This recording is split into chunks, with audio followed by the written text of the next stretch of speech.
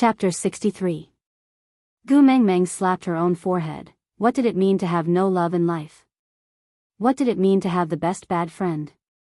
Gu Mengmeng looked at Sandy's anxious and sincere look and deeply understood the true meaning of these two words.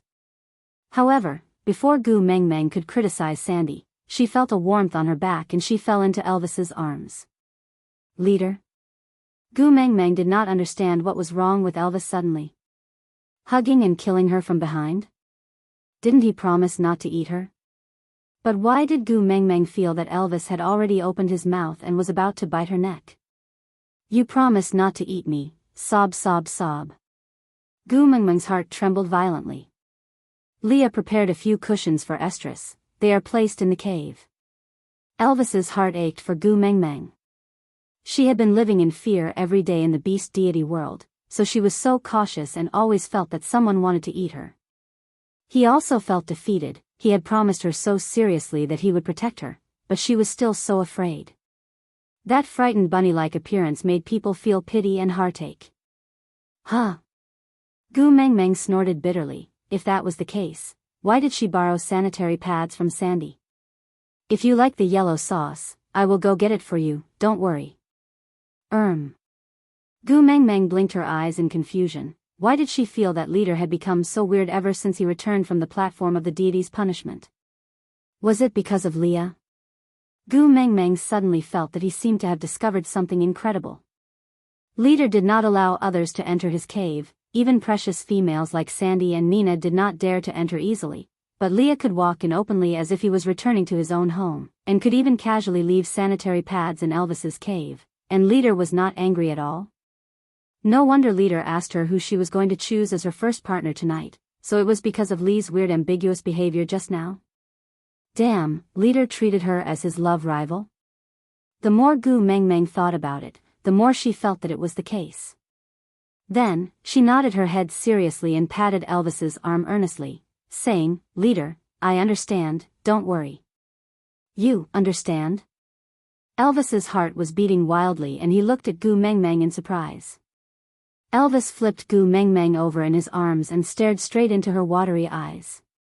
His gaze was as deep as a thick ink that could not be melted.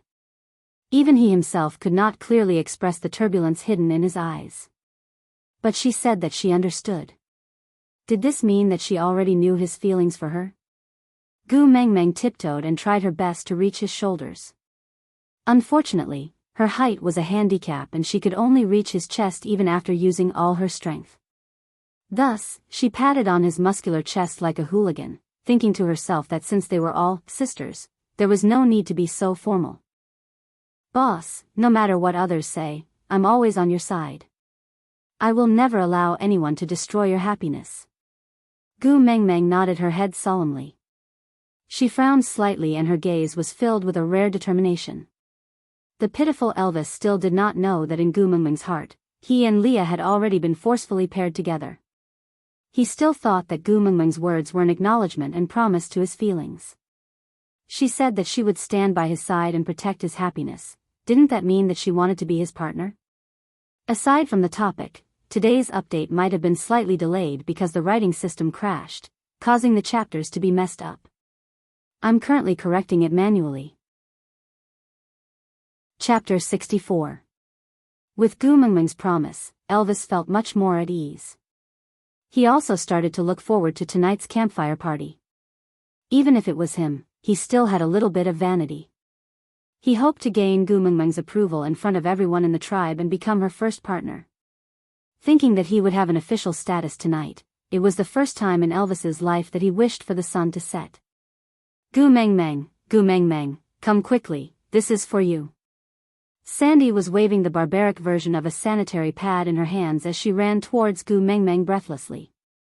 She stuffed the sanitary pad into her hands and said, quickly change into it. The sky is going to turn dark soon. Bode said that the campfire party is almost ready. Gu Mengmeng's smile was a little complicated. If Sandy's expression was not so sincere, she would have thought that Sandy was purposely pranking her. 10 pairs of eyes outside the cave were glaring at her with green light. Once they heard that she was going to change the sanitary pad, the green light became even brighter. Gu Mengmeng was speechless. It was just her period. Was there a need to attract so much attention? Elvis took 2 steps forward and stopped in front of Sandy.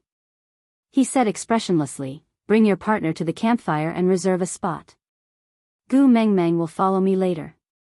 "Oh, all right." Sandy was still afraid of Elvis. She did not dare to stay any longer after he gave the order to chase her away. She took a small step back timidly and stretched her neck to look at Gu Mengmeng. "Then I will wait for you at the campfire. Come over quickly." "All right. See you in a while." Gu Mengmeng was always gentle towards Sandy. Sandy's departure caused a commotion among the males. She had too much of Gu Mengmeng's scent on her, causing the single males to be so excited that they could not control themselves. Luckily, Bode and the rest had been protecting Sandy all this while and did not let this bunch of fellows hurt her. The moment Sandy left, Elvis tore a thick piece of beast skin from the side and punched it twice, each punch creating a dent on the edge of the cave entrance. He forcefully embedded the beast skin into the wall and turned it into a simple curtain, completely blocking off the drooling gazes of the males outside the cave. Sandy's eyes were filled with salivation. But at the same time, Gu Mengmeng was completely blinded. "Bo. Leader. I can't see." Gu Mengmeng stretched both her arms forward, fumbling around in the darkness. "I'm here." Elvis frowned and strode towards Gu Mengmeng. He held on to her little hand that was groping around in the dark and brought her into his arms. "What happened to your eyes?" "Nothing happened to my eyes." Gu Mengmeng held on to Elvis's arm tightly and refused to let go. She curled up in Elvis's arms like a little kitten, seeking a sense of security. Elvis thought, everyone has their own past that they don't want to talk about. Her eye injury must have caused her a lot of pain in her heart, that's why she didn't want to talk about it. Elvis frowned slightly. He suddenly felt that her smile was very piercing to his eyes. She was obviously suffering physically and mentally, but she still had to smile stubbornly. She hid her own pain and licked it away alone. Without saying a word, Elvis scooped Gu Mengmeng into his arms and placed her on his thighs. Then, he neatly lifted up her skirt and pulled down her underwear. He helped Gu Mengmeng change into the sanitary pad that Sandy had just sent over. Then, he tidied up her clothes and hugged her in his arms again, placing her on his chest. "Aside from the topic, oh right, babies. I created the reader group but I don't know how to manage it. Are there any babies who know how to manage the group and have time?" Chapter 65. Gu Mengmeng was dumbstruck throughout. F******. Wasn't this too against the rules? Although they were sisters, it was Gu Mengmeng's first time letting someone else do something like changing sanitary pads for her. Although Elvis's actions were clean and smooth, without any hint of lasciviousness, she still felt really embarrassed. How could she break it? "Bo. Leader." Gu Mengmeng sorted out her thoughts and was actually speechless, unable to find a suitable sentence to express her feelings. "In the future, I will be your eyes." Elvis's voice was deep and rich, just like an old European piano from the last century. The sound he played was smooth, solid, and could shock one's soul. Gu Mengmeng face-bombed. Why did she feel Leader's deep pity? Was she being discriminated against by a wolf? Was she being discriminated against by a wolf? Gu Mengmeng really wanted to shout, "I can't see because you sealed the cave entrance, not because I'm blind, alright?" But Leader looked so emotional now, it did not seem suitable to say that. Gu Mengmeng bit her lower lip, pouted and lowered her head to admit defeat. "You have night vision, you're good. Change to a new beast-skin dress, this one is not good." What Elvis did not mention was that this beast-skin dress was stained with Gu Mengmeng's scent of estrus, enough to make all males excited. He did not like to display her seductive look, and even more disliked the way everyone was coveting her. But I don't have any other clothes." Gu Mengmeng shrugged her shoulders. She was also helpless. After transmigrating, she only wore a set of bikini. Who would know her helplessness? "You do." Elvis carried Gu Mengmeng and walked into the depths of the cave. In the darkness, Gu Mengmeng, who was extremely uneasy, wrapped her arms around Elvis's neck tightly. Even though she had gradually adapted to the darkness, she still felt insecure. Until Elvis stopped in his tracks, Gu Mengmeng widened her eyes in disbelief at everything in front of her. There was a faint light in the depths of the pitch-black cave. It was dim and unclear, and she could not see clearly. Gu Mengmeng originally thought that she had stayed in the darkness for too long and her eyes had problems.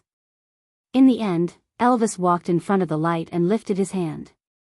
A luminous pearl the size of a fist suddenly appeared in front of Gu Mengmeng's eyes. Damn! What a tycoon! Strictly speaking, the luminosity of this luminous pearl was not even comparable to a candle, and this faint green light made people feel as if they were filming a horror film. But to Gu Mengmeng, this was practically, a gift from the beast deity. Like a baby looking at a milk bottle, Gu Mengmeng tried her best to grab the luminous pearl.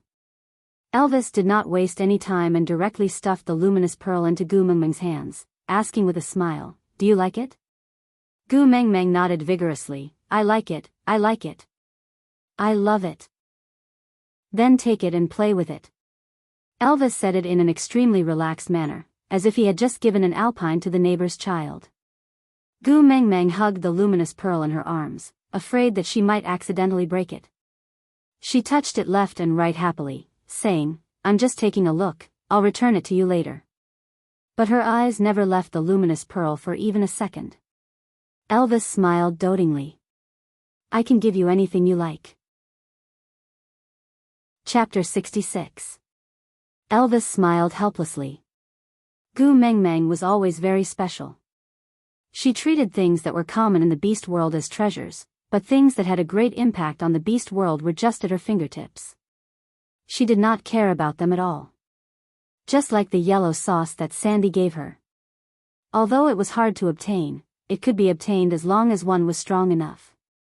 Another example would be this luminous pearl.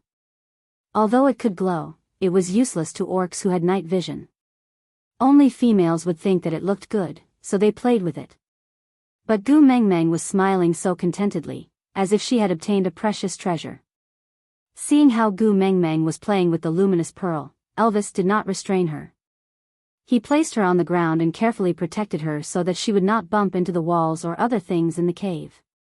As long as there was no danger, he allowed her to run around the cave like a child, holding the luminous pearl and shining it here and there. And Elvis, who was following behind Gu Mengmeng, was still smiling lightly. He liked that his cave was filled with Gu Mengmeng's scent, and also liked that his territory was filled with her shadow. Ouch! Gu Mengmeng was having too much fun and accidentally tripped on something. She was about to fall flat on her face. Luckily, Elvis had quick reflexes and grabbed onto Gu Mengmeng's slender waist, preventing her from touching the ground intimately. Meanwhile, Gu Mengmeng heaved a sigh of relief. She patted the non-existent dust on the luminous pearl that she was protecting tightly in her arms and said, thank goodness, you didn't fall." Elvis was a little angry.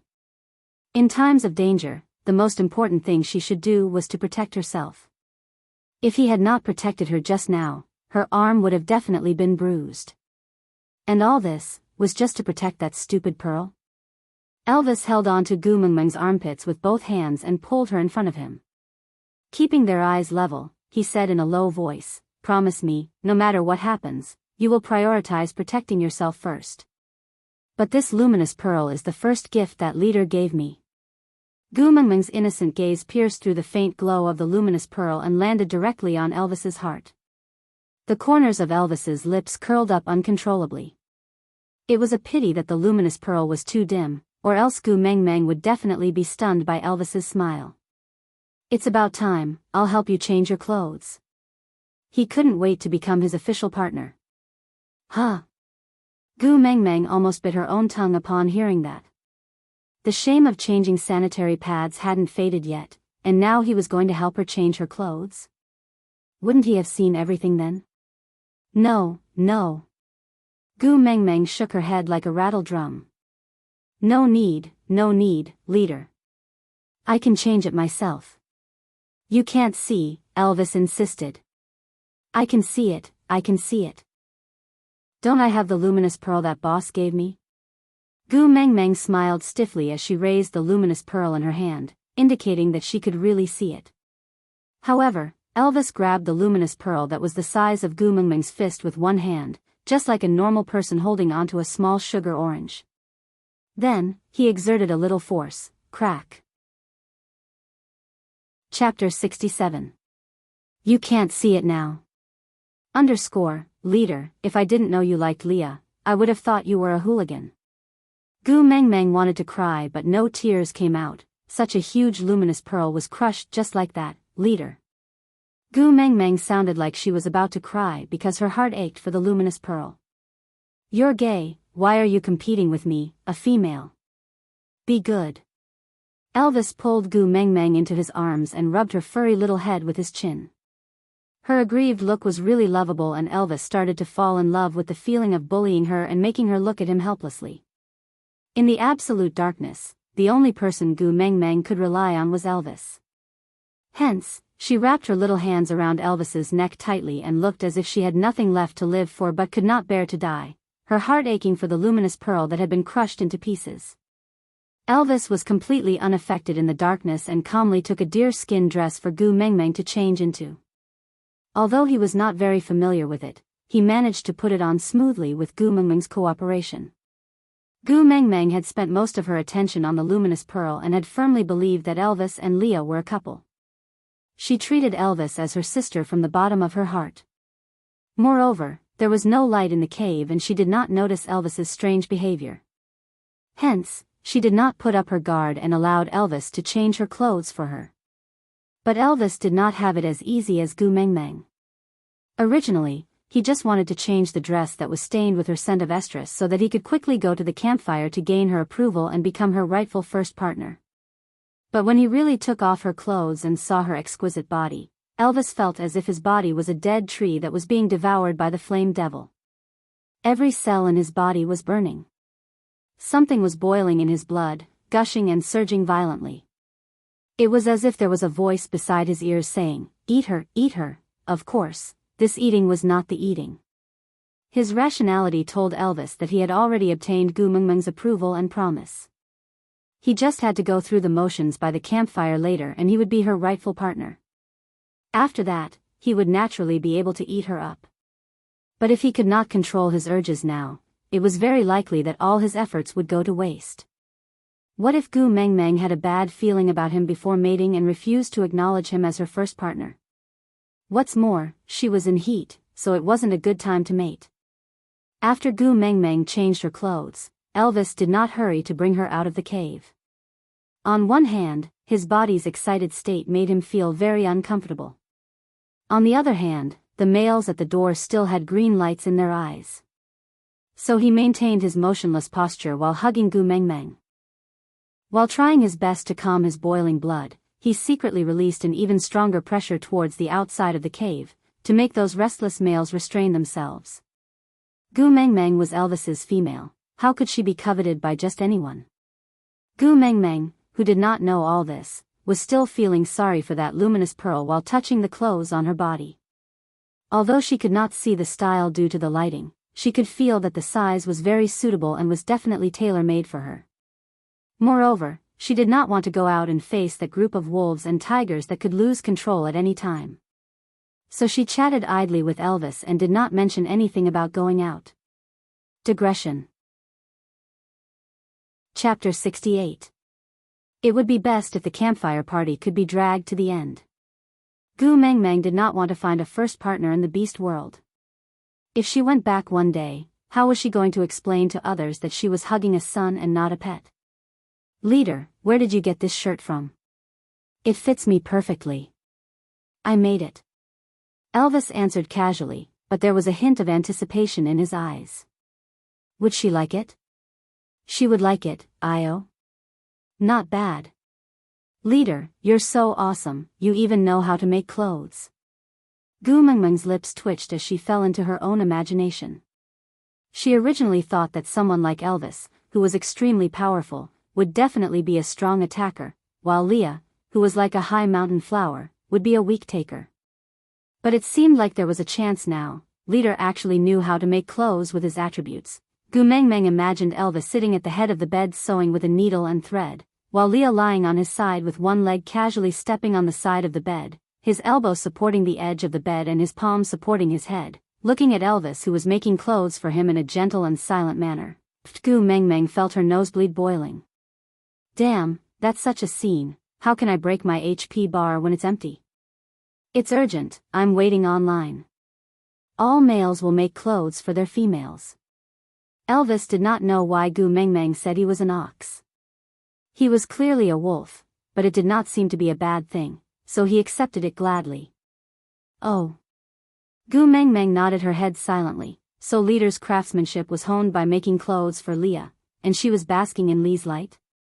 Thinking about the clothes that Leah wore on the platform of the deity's punishment today, the quality seemed to be quite good. TSK, Leader really had no choice. Martial arts could bring peace and stability to a country, literary arts could sew clothes and cook, forget about cooking. Thinking about that charcoal roasted meat, Gu Mengmeng felt her stomach churning again. No one was perfect, Leader had already done very well. Moreover, Leah seemed to have a talent for cooking, the two of them complemented each other. You make clothes for me and I cook for you, Ayaya, so sweet, completely unaware that Gu Mengmeng's teasing had reached the ends of the earth. Elvis looked at Gu Mengmeng's joyful expression and naively thought that she was smiling because she liked the clothes he made for her. When Leah sent you back yesterday, you were in a deep sleep. I made them while I was guarding you. There are still a few more for you to change into, Elvis said gently. Gu Mengmeng nodded silently as she imagined a miraculous setting. Leah was like a strong and wise father, descending from the sky like a hero to save his daughter when she was in danger. Elvis was like a mother, staying by her unconscious daughter's bedside while weeping and making new clothes for her. This was to support the belief that her daughter would definitely wake up and not break down. Damn, the more Gu Mengmeng thought about it, the more she felt that it was true. No wonder Elvis and Leah treated her so well, it was because they desired a complete family. Gu Mengmeng looked at Elvis's direction in the darkness, as she started to sympathize with Elvis for no reason due to the tragic drama of Qiong that she had imagined. Thus, she stretched out her lotus-like arms and took the initiative to hug Elvis's neck. She patted Elvis's back lightly and comforted him. I know. Chapter 69. She knew how he felt about her. Elvis felt that he was extremely blissful. Then let's go out, don't let Leah wait for too long. Gu Mengmeng thought to herself, although she did not know how long she would stay in the beast world, since she was already hugging onto Elvis's thighs, she might as well hug him more thoroughly.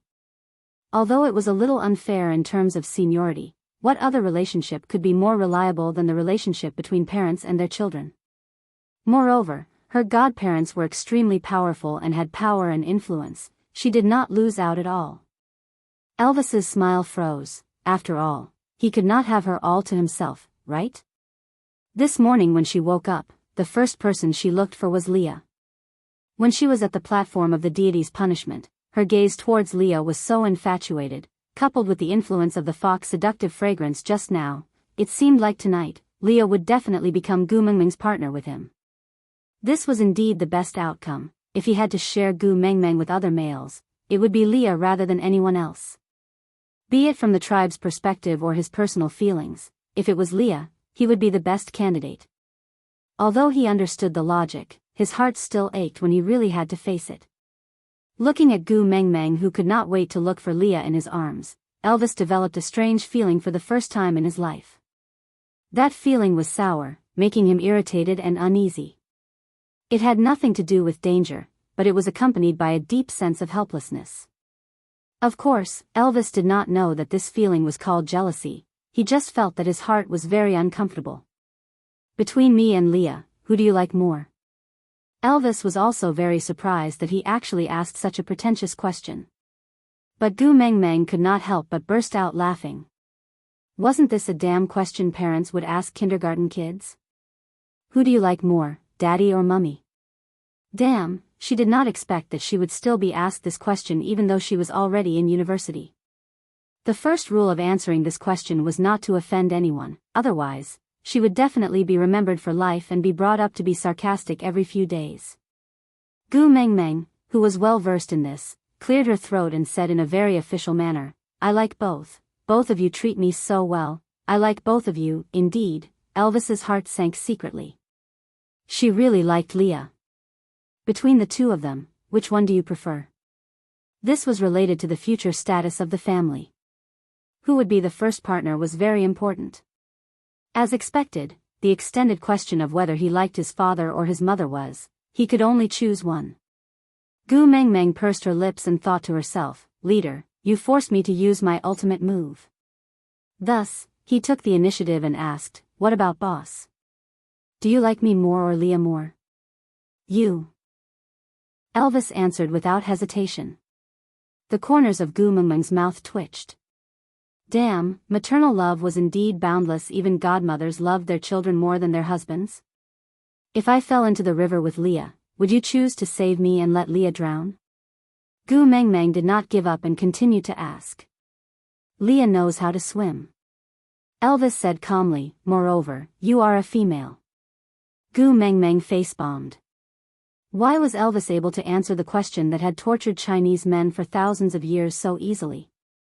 "Alright, in this place where yin and yang were out of balance, you're a female," was really an all-purpose excuse. Chapter 70. Gu Mengmeng thought to herself, it seemed like it was impossible to bluff her way through. Even her ultimate move was easily neutralized by Elvis, so she could only face the problem head-on. After thinking for a while, Gu Mengmeng replied, "I like Leader more." "Why?" Elvis's heart that was hanging in his throat finally calmed down. He suddenly realized that some nerves on his face were starting to go out of control, such as the corners of his lips. Gu Mengmeng thought, she could not possibly answer that it was because daughters were always closer to their mothers, right? So she touched her new clothes and replied in all seriousness, "Because Leader helped me make new clothes and even found food for me. He treats me very well." Elvis's heart felt like it was soaked in yellow sauce, the sweetness seeping into his bones. He slowly stood up and carried Gu Mengmeng to the entrance of the cave. With a casual tug, he tore the beast's skin that was smashed into the wall. The bright moonlight covered Saint Nazaire like a light veil, making one feel peaceful and peaceful. The males guarding the entrance eventually could not withstand Elvis's beast pressure and left in groups of 2s and 3s. Anyway, it was Gu Mengmeng's coming-of-age ceremony tonight. It might be more effective for her to get a good spot by the bonfire than to wait at the entrance of Elvis's cave. Moreover, the risk was much lower. So, when Elvis carried Gu Mengmeng to the side of the bonfire, it was already crowded with people. Although the males consciously made way for Gu Mengmeng, the scene of them lining the path to welcome her was still too much for Gu Mengmeng to handle. Initially, she could still maintain a polite smile awkwardly, but after the males shouted, "Gu Mengmeng, choose me to be your partner," Gu Mengmeng buried her face into Elvis's neck timidly. "Meow," Gu Mengmeng wailed in her heart. She felt like she had entered a large-scale blind date, and the most perverted thing was that she was the only female guest in the entire place. "Gu Mengmeng." Gu Mengmeng heard Sandy's voice amidst the hustle and bustle. This kind call made Gu Mengmeng feel blessed. She looked towards the direction of the voice with her doe-like big eyes and saw Sandy waving at her. But, F******. What the hell is that behind Sandy? Logs as thick as one's thighs were built into a tower in the shape of a Chinese character, but it was not lit. Only Leah, who was dressed in bright red, stood at the highest point of the wooden tower. Seeing Gu Mengmeng's arrival, he mumbled something to himself while waving his long sleeves. It would be too exaggerated to say that he was dancing, it was more like he was dancing. If not for the bright red clothes that made him look like a shaman from television dramas, Gu Mengmeng would have thought that Leah was wearing a wedding robe and standing on a high place to force her to marry him. At this moment, Gu Mengmeng did not even have the time to think about the Qiangyao style of love and hatred between Elvis and Leah. She just wanted to howl towards the sky, "Who the hell would return my holy daddy Leah to me? This crazy shaman must be a fake."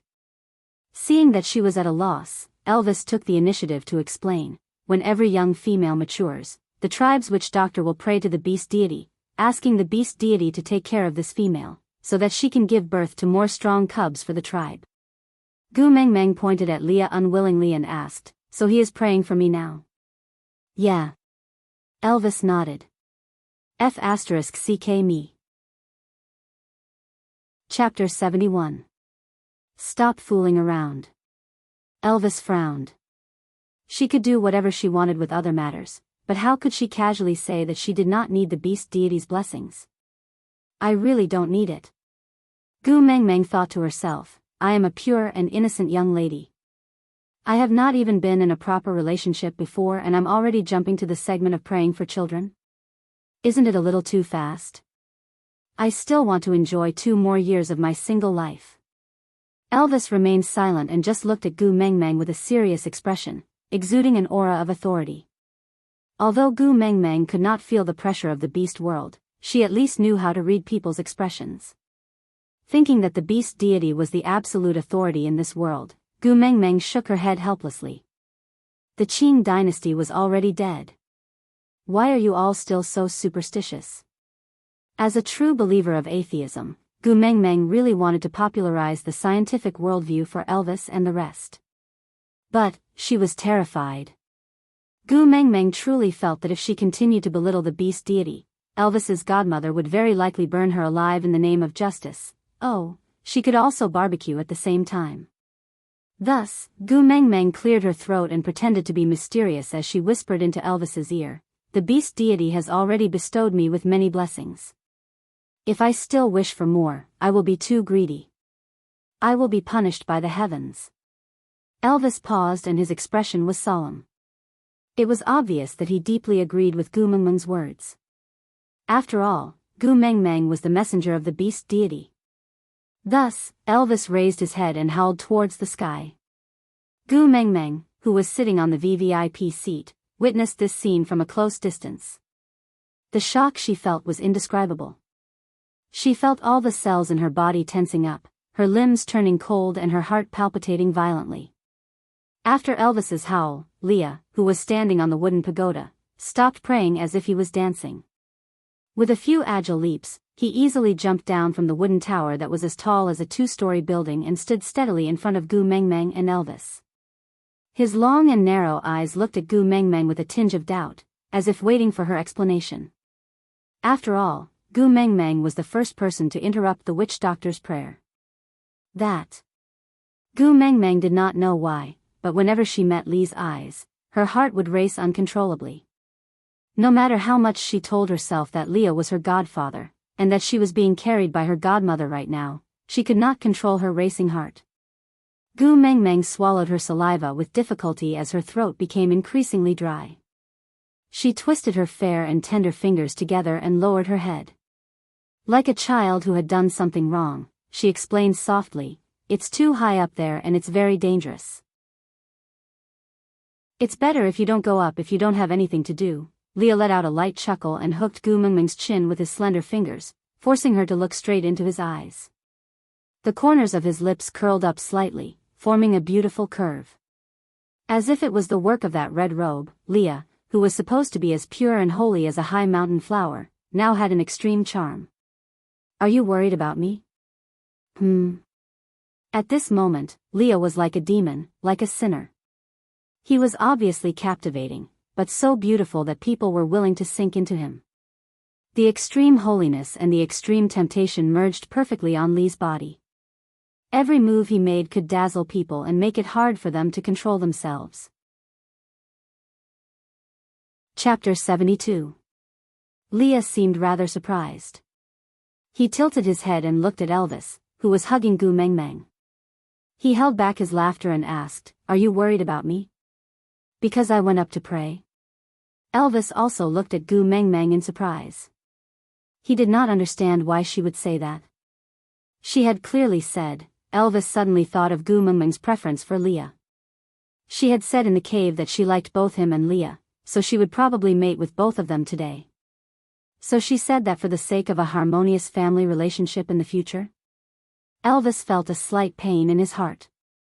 She was really thoughtful. Although Elvis knew that he would not have any problems getting along with Leah, it was still Gu Mengmeng's kind intentions. He could not bear to let her down, so he forced himself to nod and said, "Yes. It's too high, it's very dangerous." Elvis almost bit his tongue when he said the word dangerous. Guilty conscience, too guilty conscience. When he and Leah were fighting side by side, climbing the steep mountain walls and leaping on the towering ancient tree branches were all as if they were walking on flat ground. Now he actually said he was worried because he went up to a high place. Leah clearly knew that it was not Elvis's intention, but he did not point it out. He just smiled meaningfully and nodded his head, before returning his gaze to Gu Mengmeng's flushed face. When he retracted his hand from her chin, he slid it lightly across her cheek, tracing along the curve of her face to outline her contours. He teased Gu Mengmeng in a seemingly nonchalant manner, before asking calmly, skipping the blessing ceremony, "Let's directly start the duel." Elvis nodded. Then, he grabbed Gu Mengmeng's armpits and lifted her above his head.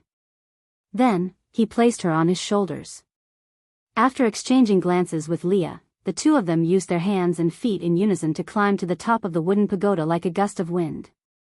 When Gu Mengmeng finally reacted, she was already standing on the top of the pagoda in a mess. And the initiators, Elvis and Leah, stood on her left and right, looking like they were protecting her. They looked at the eager beasts at the bottom of the wooden pagoda with a condescending attitude. "Leader, what is this for?" Gu Mengmeng was really afraid that her words would come true. Was this wooden pagoda really used to burn her? Even if she was made into a barbecue, it wouldn't be enough for so many people to eat. F***ck, F***ck, F***ck. Gu Mengmeng used a second to seriously regret. She should not have taught them how to use fire. Now, she was trapped in her own trap. "If you like any of the males that successfully make it here, just let us know. We'll be merciful." Elvis's expression was stern and serious. He sincerely hoped that he would be the only one standing here in the end. One more Leah already made him very uncomfortable. If there were more males, he had a premonition that his pain would multiply. But, if Gu Mengmeng liked it, no matter how painful it was, he would endure it. After all, in the beast world, no male could monopolize a female. Moreover, a beautiful female like Gu Mengmeng would never lack pursuers. He had to learn to endure and adapt, because no matter how painful it was, he could not give up on Gu Mengmeng. Chapter 73. After hearing Li's words, Gu Mengmeng then recalled that the so-called campfire party was just a blind date that forced people to get married. Oh heavens, oh earth. Who the hell would get married on the day they came of age? The brains of the people who set this rule in the beast world must be filled with water, right? Gu Mengmeng jumped up from her seat with a start and hugged Li's thigh, shaking her head violently. "Daddy Leah, please don't go easy on me, I don't want to be taken away by others." Li's long and slender hand with distinct joints covered Gu Mengmeng's head gently, his fair wrist blocking half of Gu Mengmeng's vision. From Gu Mengmeng's angle, she could only see Li's thin lips curling up slightly, like a poppy blooming on the other shore, seductive and deadly, with a charm that made people willingly sink into it. "As you wish." Leah shifted his gaze away from Gu Mengmeng's face and exchanged a smile with Elvis. They nodded at each other, having a tacit understanding. Although the beast world was used to having one female with many males, which male would be willing to share his own female with others? It was just that they did not dare to stop him and could not stop him. Since Gu Mengmeng herself said that she did not want other males, they naturally would not do something like opening the city gates wide and inviting the wolf into the house. After all, it was enough for Gu Mengmeng to have Elvis as the wolf by her side. While Gu Mengmeng was talking to Elvis and Leah, the bottom of the wooden pagoda had already turned into a massacre. Although they were all males from the same tribe and were partners who had gone through life and death with each other, no one would give in to the other when it came to courtship. The low line was just not to take the other's life, injure or cripple them, depending on their own abilities. The first person to reach the top of the wooden pagoda was Colin, the male who helped Gu Mengmeng wash the rabbit meat on the platform of the deity's punishment. At this moment, he was covered in blood and it was hard to tell if it was his or someone else's. His rough face was plastered with hair that was wet with blood. He gave Gu Mengmeng an honest but determined smile, completely ignoring the injuries on his body and the intense battle just now. Gu Mengmeng, I'm coming up. Colin stood at the same spot. He knew that he could not win against either Elvis or Leah, who were guarding the tower. He also knew his own limitations and had never thought of fighting with them for the position of the first partner. He would be satisfied as long as he could join Gu Mengmeng's family. Even if he could only stand far away forever and help Gu Mengmeng wash the rabbit meat, he would feel very happy. So he did not dare to advance rashly, because that would be seen as a challenge by Elvis and Leah. Are you willing to accept me as your partner? I'm strong and strong. No matter what you ask me to do, I'll do it. Colin said as he nodded heavily to show his sincerity. But to be honest, Gu Mengmeng had long been shocked by the blood on Colin's body. Isn't this a blind date? Shouldn't the screen be filled with pink bubbles, and everyone should send flowers, sing, or perform a talent show to win the beauty back? Why did the scene suddenly change and turn into a bloody storm? Was this still a matchmaking event? Are you sure it's not a gang fight on the streets? Gu Mengmeng was so scared that her blood froze. Her pale fingertips gripped tightly onto Lee's clothes uncontrollably. Half of her body was hidden behind Leah, but she could not help but poke her head out in concern. She asked timidly, "Are you injured?" Aside from the topic, "Thank you, there are no more stars in the sky, for the flowers." As I was afraid that it would affect the updates, I had always stored the manuscript in the back end for regular updates. I only thanked the first fan of this book today, so my reaction was really slow. Chapter 74. Upon hearing Gu Mengmeng's words, Colin was not touched. Instead, his first reaction was panic. He carelessly wiped off the blood on his face, then explained hurriedly, "I only suffered some minor injuries. I will recover in a day or two. I won't become a crippled beast." Gu Mengmeng was taken aback for a moment, then she understood what Colin meant. She panicked and could not care less about her fear anymore. She stood out from behind Leah and explained while walking towards Colin, "I didn't mean it that way. If you don't have the intention to accept him as your partner, then don't care about him so casually." Gu Mengmeng's wrist was grabbed by Leah. With just a little bit of strength, he pulled Gu Mengmeng, who was only 1 to 2 steps away from him, back into his arms. Then, he looked up at Colin, who was full of anticipation, and said, "To become Gu Mengmeng's partner, you have to defeat either me or Elvis. Otherwise, you won't be able to gain our recognition." Colin frowned. He knew his own capabilities and was also very clear about Elvis's and Lee's capabilities. It was impossible for him to defeat them by himself. But he could not give up on Gu Mengmeng either. So, he took a deep breath, took a step forward and stepped into the challenge zone. He said seriously, "Leah, Colin, challenge you." Leah nodded leisurely. Colin's decision seemed to be within his expectations. Leah handed Gu Mengmeng over to Elvis, gently tilting his neck to both sides as a warm-up. Step by step, he slowly closed in on Colin. His slender fingers stretched out one by one, his nails growing at a speed visible to the naked eye. With Lee's elegant steps, the blood on Colin's face was replaced by sweat. Logically speaking, he did not lose to Leah by much in terms of combat ability, but his natural sense of danger kept screaming at him, telling him that it was not wise to go against Leah. But looking at Gu Mengmeng, who was being hugged by Elvis behind Leah, and meeting her worried and concerned eyes, Colin could not give in to the fear in his heart. He could not escape from Gu Mengmeng no matter what. Since they wanted to fight, then let's fight. However, where are your eyes looking at? Leah narrowed his eyes, his tone was calm but filled with a tinge of anger. He grabbed Colin's neck with his sharp nails and easily lifted Colin, who was obviously much more muscular than him. "You're actually distracted when fighting me? Am I being looked down upon by you?" Colin held on to Lee's hand with both hands, but he could not move Lee's steel-like fingers at all.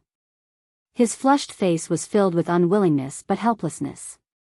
His bloodshot eyes looked at Gu Mengmeng longingly, not willing to move away even for a second. "You should be glad that you are a member of Saint Nazir." Leah maintained an elegant smile on his face the entire time, but Colin, who was in close proximity, could clearly see the coldness in Lee's smile. Leia was angry, really angry. Colin did not have the time to take another look at Gu Mengmeng before his body tilted backwards weightlessly. Like an abandoned puppet, he fell from the wooden tower that was 2 stories high. The last thing Gu Mengmeng heard was a loud thud. That was the sound of Colin landing on the ground. But such a situation did not attract the attention of the other males at all, nor did it reduce their enthusiasm. Rushing to the top of the tower meant that they were challenging Elvis and Leia, so such an outcome was expected. They were just fighting for a what-if chance. No matter how slim the chances were, they would never give up. Aside from the topic, why did Colin not challenge Elvis? Because he would die a worse death. Chapter 75. Don't fight anymore. Gu Mengmeng shook her head while shouting, but her shouts did not seem to have any effect.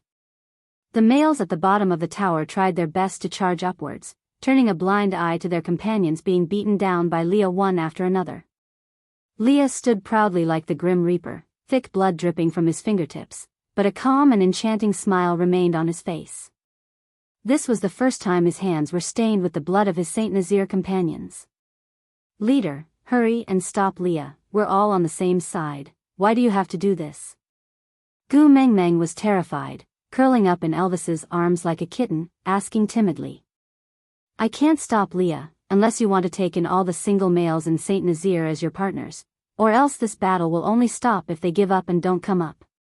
Elvis's expression was stern, without a hint of playfulness. Even the leader of Saint Nazir cannot deprive other males of the right to mate. Gu Mengmeng shook her head and said, but I will not choose them as my partners, there's no meaning in getting hurt like this. Elvis placed a finger on Gu Mengmeng's lips, moving the hand that was supporting the back of her head forward, sending Gu Mengmeng's little face to Elvis's lips. Elvis first kissed Gu Mengmeng's forehead lightly, then slowly moved his lips from Gu Mengmeng's cheek to her ear. His warm breath sprayed onto Gu Mengmeng's ear, moist and deep. I'm very happy to hear you say this. But, don't be too cruel to them. At least, give them a chance to fight for it. No. Since I will not choose them, why should I let them get hurt for this false hope? Gu Mengmeng watched as males dashed up the wooden tower one after another, drenched in blood, to the point where she could not even see their faces clearly, before being thrown down mercilessly by Leia. It was the height of the second floor, males fell down one after another. Gu Mengmeng did not even have the courage to look down to confirm if they were still alive. And this bloody situation was still continuing, just to fight for a chance that she would not give them at all. No, it should not be like this. However, Elvis only smiled as he circled the agitated Gu Mengmeng in his arms. He used his chin to gently rest on her head as his gaze landed in the direction where another male had been beaten down by Leia. He said arrogantly, it's every male's pride to fight for the female he likes. Whether he won or lost, it was a supreme glory. You can refuse to accept them, but don't deny them the chance to prove their sincerity to you, understand? But sometimes, Gu Mengmeng really could not understand what was going on in the minds of males with terminal male cancer. She knew that males had excellent hearing. They would definitely be able to hear her loud voice. But even so, he continued to charge forward. He clearly knew that he could not defeat Leia, much less Elvis, but he did not have any intention of retreating. Instead, he became braver as he fought, as if he was proving Elvis's words. Today is your coming-of-age ceremony. You just have to sit here and watch us fight for you. Gu Mengmeng really felt very helpless. She just had her period and they had to make it so bloody. What the hell was going on? She watched as the males charged forward with a heart full of passion, but were beaten down before they could even say a word to her. As long as they could still stand up, they would continue charging forward as if they did not know pain, and then get beaten down again. Chapter 76. This senseless bloodbath lasted for an entire night. When the sun rose from the horizon the next day and the first ray of sunlight shone on Gu Mengmeng's face, deafening cheers erupted from below the wooden pagoda.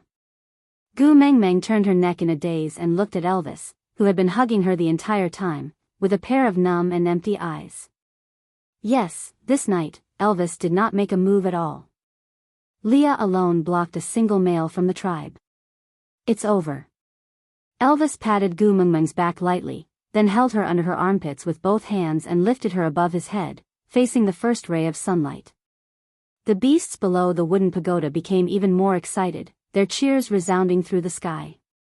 Gu Mengmeng still could not understand the meaning of this coming-of-age ceremony, but thankfully, it was finally over. Elvis carried Gu Mengmeng and jumped down from the wooden pagoda. Standing in the middle of a group of injured males, he pointed at the 2-story tall pagoda and said, "Look, that's your bonfire." Gu Mengmeng's eyes widened.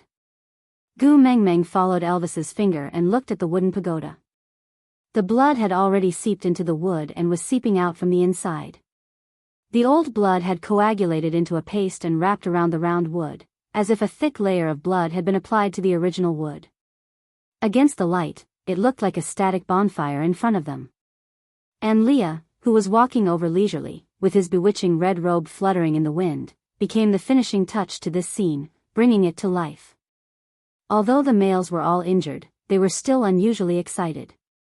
In Gu Mengmeng's coming-of-age bonfire, they were the ones who could use their blood.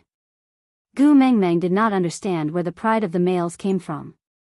She only felt her eyes stinging and tears falling down uncontrollably. In the end, she laid in Elvis's arms and sobbed uncontrollably. Gu Mengmeng, congratulations. From now on, you're the first beauty of Saint Nazaire.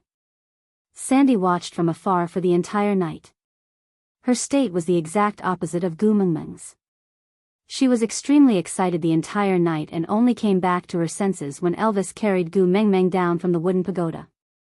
Then, she suddenly realized that Gu Mengmeng's bonfire was much redder and brighter than when Nina came of age 2 years ago. This meant that the males in Saint Nazaire acknowledged Gu Mengmeng more, so she naturally became the new most beautiful female in Saint Nazaire. Gu Mengmeng really did not feel anything towards the title of the first beauty. To be honest, being prettier than a bird's nest wasn't something to be proud of. Moreover, Gu Mengmeng felt physically and mentally exhausted. The emotions that she had suppressed for an entire night finally erupted the moment she saw Sandy. She did not know where she got the strength from, but she struggled out of Elvis's arms and pounced towards Sandy. She hugged Sandy's thick waist and started bawling her eyes out. As she cried, she shouted, "Sandy, what the hell is going on? How many people would die during a birthday celebration? Besides, it wasn't my birthday yesterday. I just had my period. Is there a need for blood to flow like a river? Boo-hoo." Sandy was a little dumbfounded by Gu Mengmeng's crying. Her coming-of-age bonfire was so beautiful, if it was her, she would definitely be overjoyed. But why was Gu Mengmeng crying so sadly? Colin limped over. Looking at Gu Mengmeng's blank expression, he guessed that she did not smile because the yellow gravy was too little, so he volunteered, "I'm very familiar with the yellow needle insects, I can definitely help you get a lot of yellow gravy." "Cool, Lin." Gu Mengmeng looked up and saw Colin's bruised and swollen face. She felt that this was the most beautiful scene she had ever seen. Not caring about the bags of yellow gravy in her hands, Gu Mengmeng stood up abruptly and hugged Colin. She said excitedly, "You're not dead? You're not dead. That's great, thank the heavens you're still alive." Aside from the topic, today, I received a notification from the editor that there will be 1P on the 13th. The importance of 1P to a novel need not be mentioned by Jean, all the babies would know. So, babies, during the 3 days from the 13th of November to the 16th of November, please do not raise any novels. Because the rate of follow-ups is a very important statistic. Babies who can leave comments, please start your performance. PS, during the PK period, Jean will add 1 update every day. Then, all the babies who leave comments during the PK period will be rewarded with XXB10 for the first comment every day. If the content of the comment is related to the plot, the reward will be increased to 20 to 100 depending on the quality of the comment. Chapter 78. Colin was taken aback by Gu Mengmeng's sudden passionate hug. His body was so stiff that he could not move at all. He was like a piece of wood nailed to the ground, listening to his deafening heartbeat. Sandy looked at the agitated Gu Mengmeng and then at Colin. Recalling Colin's brave and fearless look last night, she took a deep breath and suppressed the jealousy in her heart. Colin was such an outstanding male, he should definitely pursue a perfect female like Gu Mengmeng. How could he like a half-orc female like her? Sandy had already guessed it when she saw how hard Colin worked last night. Her last sliver of hope was that Gu Mengmeng might not like Colin compared to Elvis and Leah. But looking at it now, they looked so compatible when they hugged each other. Sandy forced herself to smile. Today was her only good friend Gu Mengmeng's first day of adulthood. Colin could become Gu Mengmeng's partner on the first day she established her family. Even if his status could not be compared to Elvis and Leah in the future, he would definitely not be bullied by others later on. That was good too. With that thought, Sandy smiled and walked forward. She gave her blessing sincerely. Gu Mengmeng, congratulations on becoming an adult. Elvis, Leah and Colin are all very good males. I believe they will take good care of you in the future. Huh? Gu Mengmeng froze on the spot as if she was struck by lightning. She could understand if she was talking about Elvis and Leah. They were her godparents and could be considered as a family. But what did it have to do with Colin? Sandy looked at Gu Mengmeng's confused expression.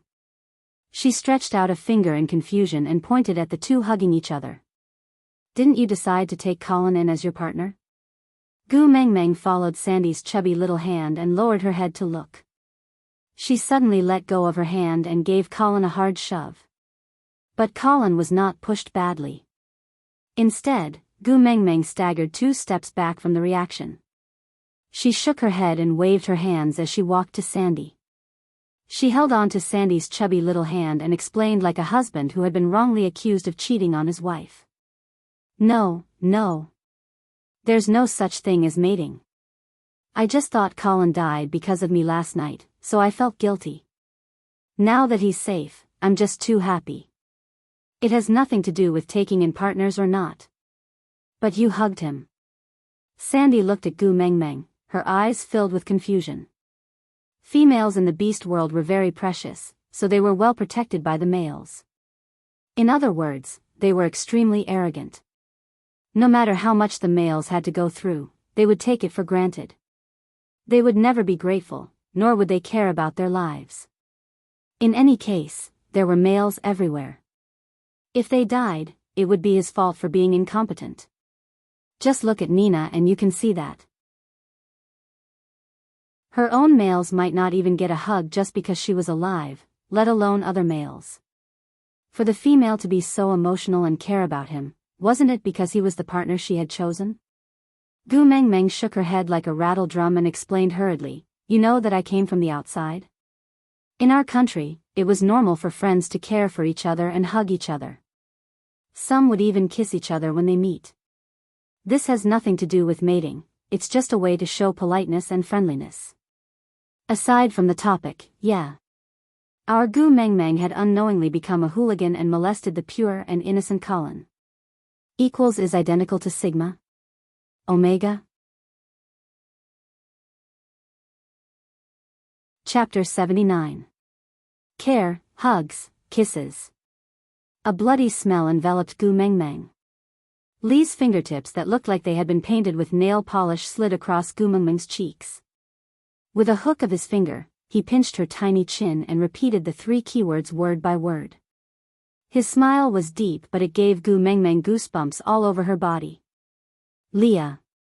Leah, Daddy Leah, listen to my explanation. Gu Mengmeng's knees gave way and she almost knelt on the ground out of fear. Damn it, she had watched the whole night of Black Leah. It was a wooden tower that was 2 stories high and he did not show any mercy when he threw the males from the same tribe down. Gu Mengmeng deeply felt like she was kissing her Prince Charming for the first time after chasing him for a long time. Damn it, when she turned around, her parents were standing behind her. That was a kind of thrill that even the most extreme horror movies could not bring. Damn it, what should she do? Yeah, I'm listening. Lee's smile did not diminish and he stared at Gu Mengmeng with an expression that said, I want to see how you are going to make it up. Gu Mengmeng racked her brains for a long time, but she could not think of a way that Leah could accept to explain what was social interaction, and what was friendship. Damn it, in this beast world, was there any pure friendship between males and females? Damn it, even males acted out, Brokeback Mountain. How the hell was she going to explain to Leah what was pure friendship? Leader. Look for her mother at the crucial moment. That was Gu Mengmeng's last weapon. She looked at Elvis with a sullen face and wanted to ask for help, but Elvis's face was cold, clearly showing that he was on Lee's side. Damn it. Wasn't family education where one played the good cop and the other played the bad cop? When her father wanted to beat her to death, shouldn't her mother pounce on her father's thigh and say, "If you want to hit me, don't hit me, I'm still a child"? Why was it that when it came to her parents were on the same side? Where's the good cop? Where's the bad cop? Gu Mengmeng instantly felt that life was hopeless. She clenched her teeth and raised her head. Yes, our concern, hugs and kisses are all expressions of politeness. But I have no politeness. Lee's smile softened and became doting. He pinched Gu Mengmeng's chin lightly and shook it a few times, before letting go of her little face. He turned around and pulled her arm, throwing her back into Elvis's arms. He turned sideways to block Colin's entire line of sight.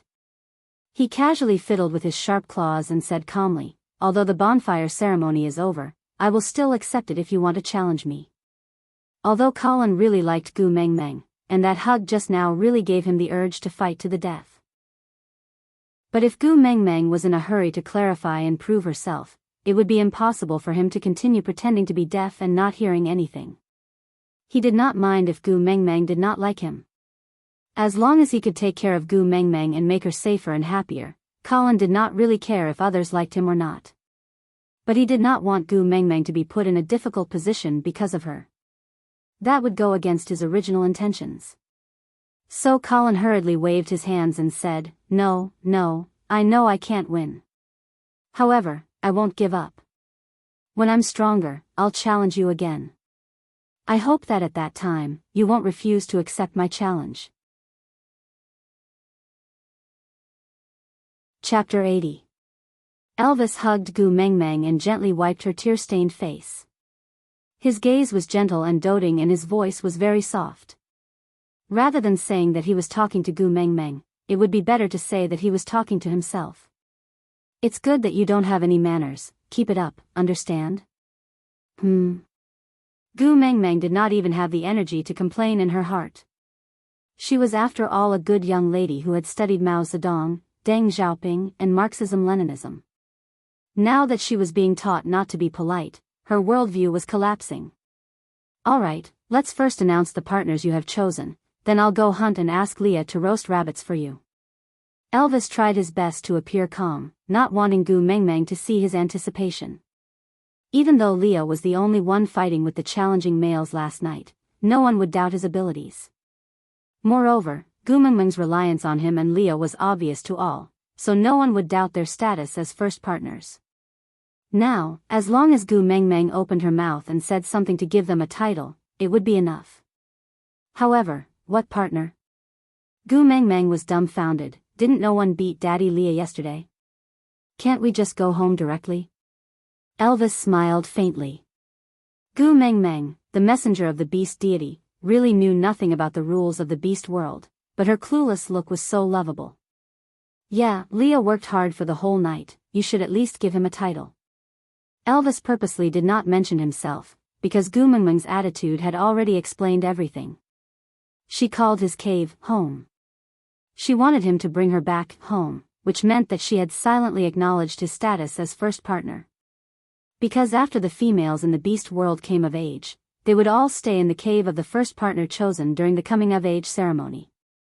They would renovate the cave after mating, so that the females could live more comfortably, but the foundation was definitely the territory of the first partner. So his status had already been set, and there was no need to say anything more. What? What title? Gu Mengmeng stared at Elvis with her eyes wide open, then turned to look at Leah, who looked like a blood-stained lotus flower, and said with a dumbfounded face, "Daddy Leah can't mate with me. It's against morality, it's intolerable." Li's heart throbbed violently. He lowered his head in shock to look at where his heart was, before raising his head to look at Gu Mengmeng. She was indeed different. Because of her, this numb heart had already felt strange twice. Leah walked slowly to Gu Mengmeng, his brows slightly furrowed, not because he was angry, but because he was hurt. His slender fingers gently caressed Gu Mengmeng's face, his gaze filled with an incomprehensible hidden bitterness. You despise me, don't like me, so you don't want me, right? No, no. Gu Mengmeng hurriedly shook her head and said, You are my daddy, why would I despise you, not like you and not want you? Then why don't you let me be your mate? Leah did not know why his emotions would be so easily affected by Gu Mengmeng. He originally wanted to mate with her because she was the messenger of the beast deity, but now, his uncontrollable heart was clearly telling him that it was not just that, he cared about this little female in front of him. That was why he tirelessly repelled everyone who tried to rush up the wooden tower last night. If not for his deep feelings for Saint Nazir, he might have lost control of his emotions and started a massacre last night. Out of topic, Gu Mengmeng, Xiao Jinzi, what are you doing? Author, digging soil. Gu Mengmeng, how old are you already, still playing with soil? Disdainful face, author, Gu Mengmeng, you are not allowed to say that about my food. Gu Mengmeng, Sigma, oh. Oh. Author, keep your shocked expression, which woman doesn't eat soil for at least 300 days a year? Elvis, Gu Mengmeng, come over, the roasted meat is ready. Gu Mengmeng sprinted away, leaving author, Gu Mengmeng's back view. What's so great about having a mate? She didn't go shopping on Singles Day and actually came to abuse dogs. Chapter 81. You are my daddy Leah. Gu Mengmeng looked at Leah in confusion, thinking to herself, why are you saying you want to mate with me in front of Elvis? What kind of seniority is this? Leah squinted his eyes and asked, what kind of title is daddy? Does it have the same meaning as beauty? F*******. Gu Mengmeng's heart broke down. Damn it, have you never sat in a rocking car before? Never heard of a nursery rhyme called, Daddy's daddy is grandpa? Gu Mengmeng really could not give Leah a proper relationship, so she could only wink her eyes and say, Elvis is watching, what are you doing? Leah was even more confused, Elvis was watching. Was there a problem? Elvis would not object to it. Leah, let me tell you, if you continue making a fuss, Elvis will really get angry and I won't be able to help you then. Gu Mengmeng patted Li's shoulder earnestly. But before she could finish her sentence, Elvis said quietly at the side, I'm not angry, Gu Mengmeng looked at Elvis in shock and suddenly felt discouraged. She turned to look at Leah and said, you see, this trick is useless, Leah looked into Gu Mengmeng's eyes and used his finger to lift her chin, making her look straight into his eyes. Then, he said slowly, don't avoid my question, tell me why you don't want me to be your partner? Why, do you, not like me? Gu Mengmeng slapped Li's hand and pushed his hand away from her chin, alright, stop pretending. I told you this trick is useless, look at Elvis, he's not jealous at all. Why don't you just tell me directly, why did you two quarrel? Let me, as your daughter, help you two to reconcile. Elvis totally did not understand what Gu Mengmeng was talking about. He said in confusion, I didn't quarrel with Leah. But Leah seemed to have thought of something as he suddenly raised his head and laughed out loud for a long while, until Gu Mengmeng's hair stood on end. Only then did he forcefully stop laughing. He placed one hand on Elvis's shoulder and inched his blood-stained face towards Elvis, but his eyes were looking at Gu Mengmeng disdainfully from the side. Just as his lips were about to touch Elvis's face, he suddenly stopped and turned around to face Gu Mengmeng, who was staring at him with a pair of innocent big eyes full of anticipation. Did you think that Elvis and I are partners? Huh? Gu Mengmeng felt embarrassed as if she had been exposed. Didn't they say that it could only be understood and not explained? Why did he say it out loud? Elvis's reaction was even bigger than Gu Mengmeng's. It was as if he had been struck by lightning, and it was to the extent that he was charred from the inside out. His face was extremely black as he squeezed out word by word from between his teeth. Leah and I are both males. Gu Mengmeng looked at Elvis and said helplessly, I know, but so what? You shouldn't be so concerned about how others see you. You're not living for those people who only know how to spread rumors. It's because you're always so concerned about how others see you and not willing to face your own feelings. That's why Leah is forced to be like this. Gu Mengmeng got more agitated as she spoke. She pulled Leah over and pointed at him. Look at him, look at him. How much did you force him to think of using mating with me to force you to face the feelings between you two? When are you going to stop running away? Gu Mengmeng's serious and angry face made Elvis really want to pry open her little head to see what was inside. Aside from the topic, come, sing with me. Chapter 82. Leah, who was clearly in the midst of it all, pretended to be aggrieved while trying to hold back his laughter. He nodded his head cooperatively and looked at Elvis with a gloating expression. Elvis's forehead bulged with a thick and huge frown. He gritted his teeth and shouted, Leah. After being roared at by Elvis, a pair of furry triangular ears suddenly appeared on Lee's head. The position was the same as Sandy's little bear ears, but they were not brown like Sandy's ears. Instead, they were pure white and furry little ears without any impurities. Lee's action gave Elvis a shock. The anger he was about to explode was forcefully suppressed in his chest. One must know that a fully transformed orc would not have any beast characteristics. Could it be that Lee's ears, had they degenerated? But there was no precedent in the beast world. Elvis was about to say something when he saw Lee's fluffy big tail swinging around behind him. This time, not only Elvis, but all the orcs in Saint Nazaire were shocked. Leah, degenerated? He degenerated in fear after being roared at by Elvis? Leah. Elvis's brows furrowed into a dead knot. He opened his mouth but did not know what to say.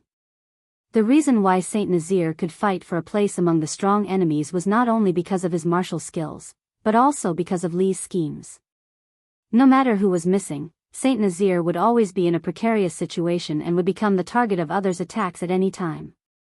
Especially when Gu Mengmeng, the messenger of the beast deity, was about to descend. Once Gu Mengmeng's identity was exposed, Saint Nazaire would become the target of everyone. But at this time, Leah, degenerated? Compared to the nervousness of the others, Leah was much more relaxed. A fluffy and soft tail swayed around like a feather teaser, causing Gu Mengmeng to involuntarily stretch out her hands to hug it in her arms.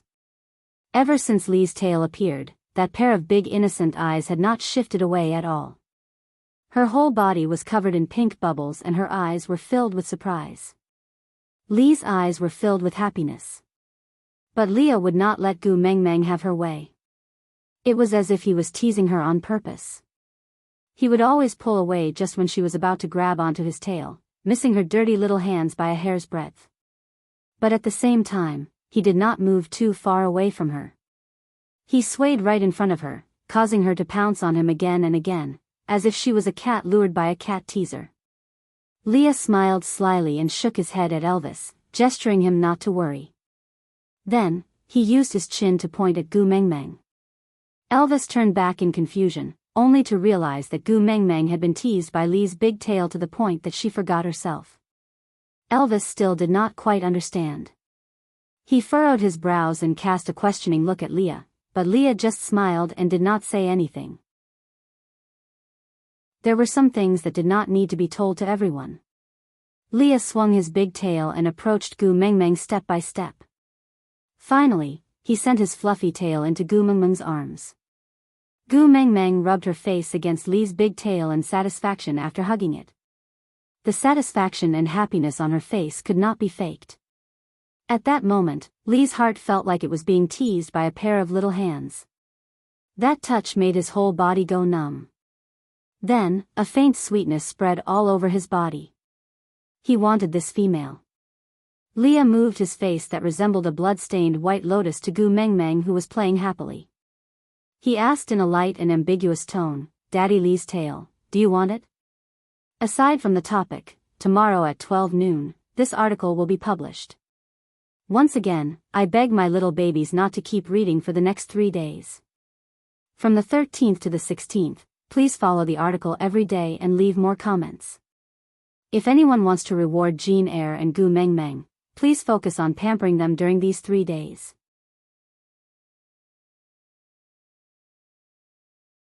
Chapter 83. Gu Mengmeng nodded her head hurriedly, her big watery eyes filled with anticipation. To a furry lover like Gu Mengmeng, this big tail was too tempting. If you accept me, this tail, and my entire body will belong to you. Leah inched forward, half leaning his body to cater to Gu Mengmeng's height. His pair of slender hands had already retracted his sharp fingertips, leaving only his white and slender fingertips, gently caressing Gu Mengmeng's little face with a tactile sensation. His tone was filled with endless ambiguity and extreme temptation. But Gu Mengmeng was so engrossed in the big tail that she could not pull herself away, but she still had her rationality, even though it was just a strand. Whoosh! Leah pulled away slightly, and the big tail in Gu Mengmeng's arms slipped out of her hands. Gu Mengmeng instinctively reached out to grab it again, but she only grabbed air. As for Leah, he transformed into a snow-white fox, looking at Gu Mengmeng with a holy and arrogant posture. He lifted one of his front paws to his lips, and stuck out his pink tongue, licking his paw nonchalantly. Pfft, Gu Mengmeng's HP was already empty. Her last bit of rationality completely broke, and she pounced over to hug Lee's neck, burying her entire body in Lee's pure white fur in satisfaction. A faint grassy fragrance entered her nose, mixed with Lee's unique scent. That was a hidden wildness, barely visible, and only faintly discernible, that was the most fascinating. Leah smiled lightly in his heart. It was really rare to see a female that liked a male body so much. If he had known this earlier, why did he use the fox seductive fragrance on her yesterday? Wouldn't it be settled if he just revealed his true form? Leah bit Gu Mengmeng's collar lightly, flung her onto his back, then moaned softly to Elvis, before sprinting away like a ray of light. Elvis shook his head helplessly, then transformed into a wolf and followed closely behind. The males under the wooden pagoda could only watch as the black and white shadows disappeared before their eyes, and none of them had the right to chase after them. Just now. Leah let Gu Mengmeng get on his back, right? Male A said. Yeah, I didn't see wrongly this time. Leah really carried Gu Mengmeng on his back. The male B replied. In that case. Male A suddenly recalled the day when Gu Mengmeng first came to Saint Nazaire. Elvis also threw her on his back and ran away. At that time, they thought they had seen wrongly. But now that she thought about it, Saint Nazaire's strongest fighting power and wisest witch doctor seemed to be willing to submit to Gu Mengmeng, offering her their lifelong loyalty. Yes, we didn't see wrongly that day. Elvis carried Gu Mengmeng on his back then. Male B and Male A had the same idea.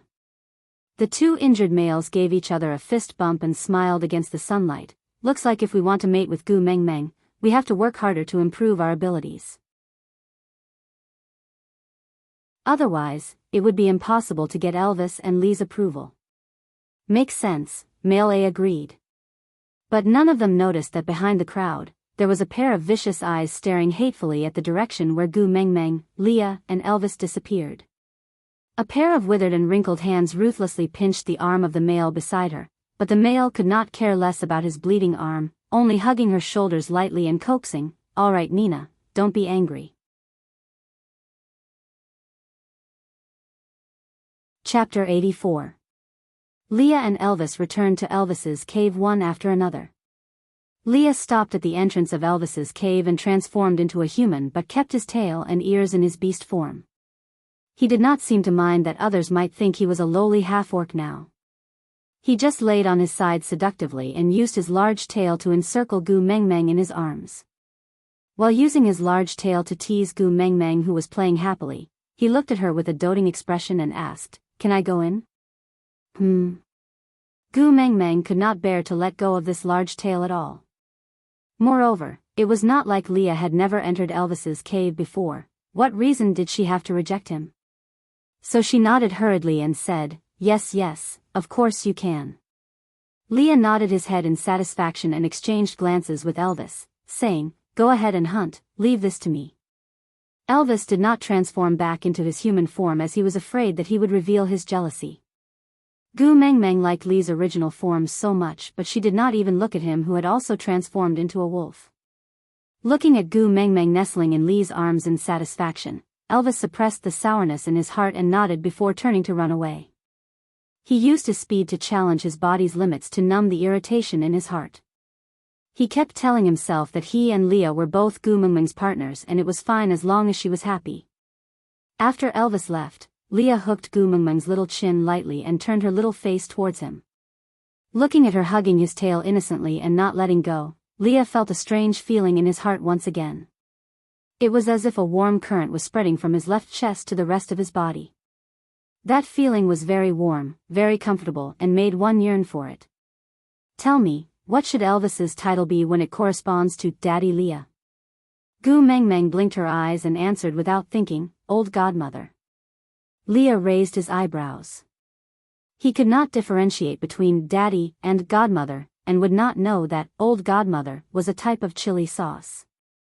He could only compare from the literal meaning and pronunciation before nodding his head in approval, saying, "Yeah, I still like the title, Daddy Leah."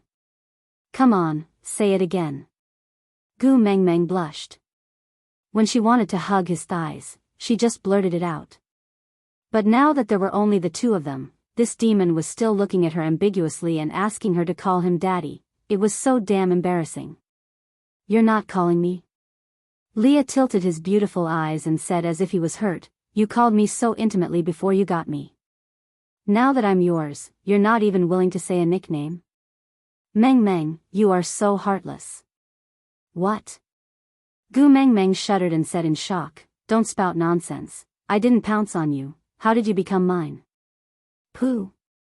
Leah did not seem surprised by Gu Mengmeng's reaction. He just ruminated over the word pounce before asking with a sincere expression, "You just pounced from Elvis's arms to me in front of everyone in the tribe. You even hugged me, touched and played with me for a long time. Now, are you going to turn against me and refuse to admit it?" Gu Mengmeng shook her head and waved her hands.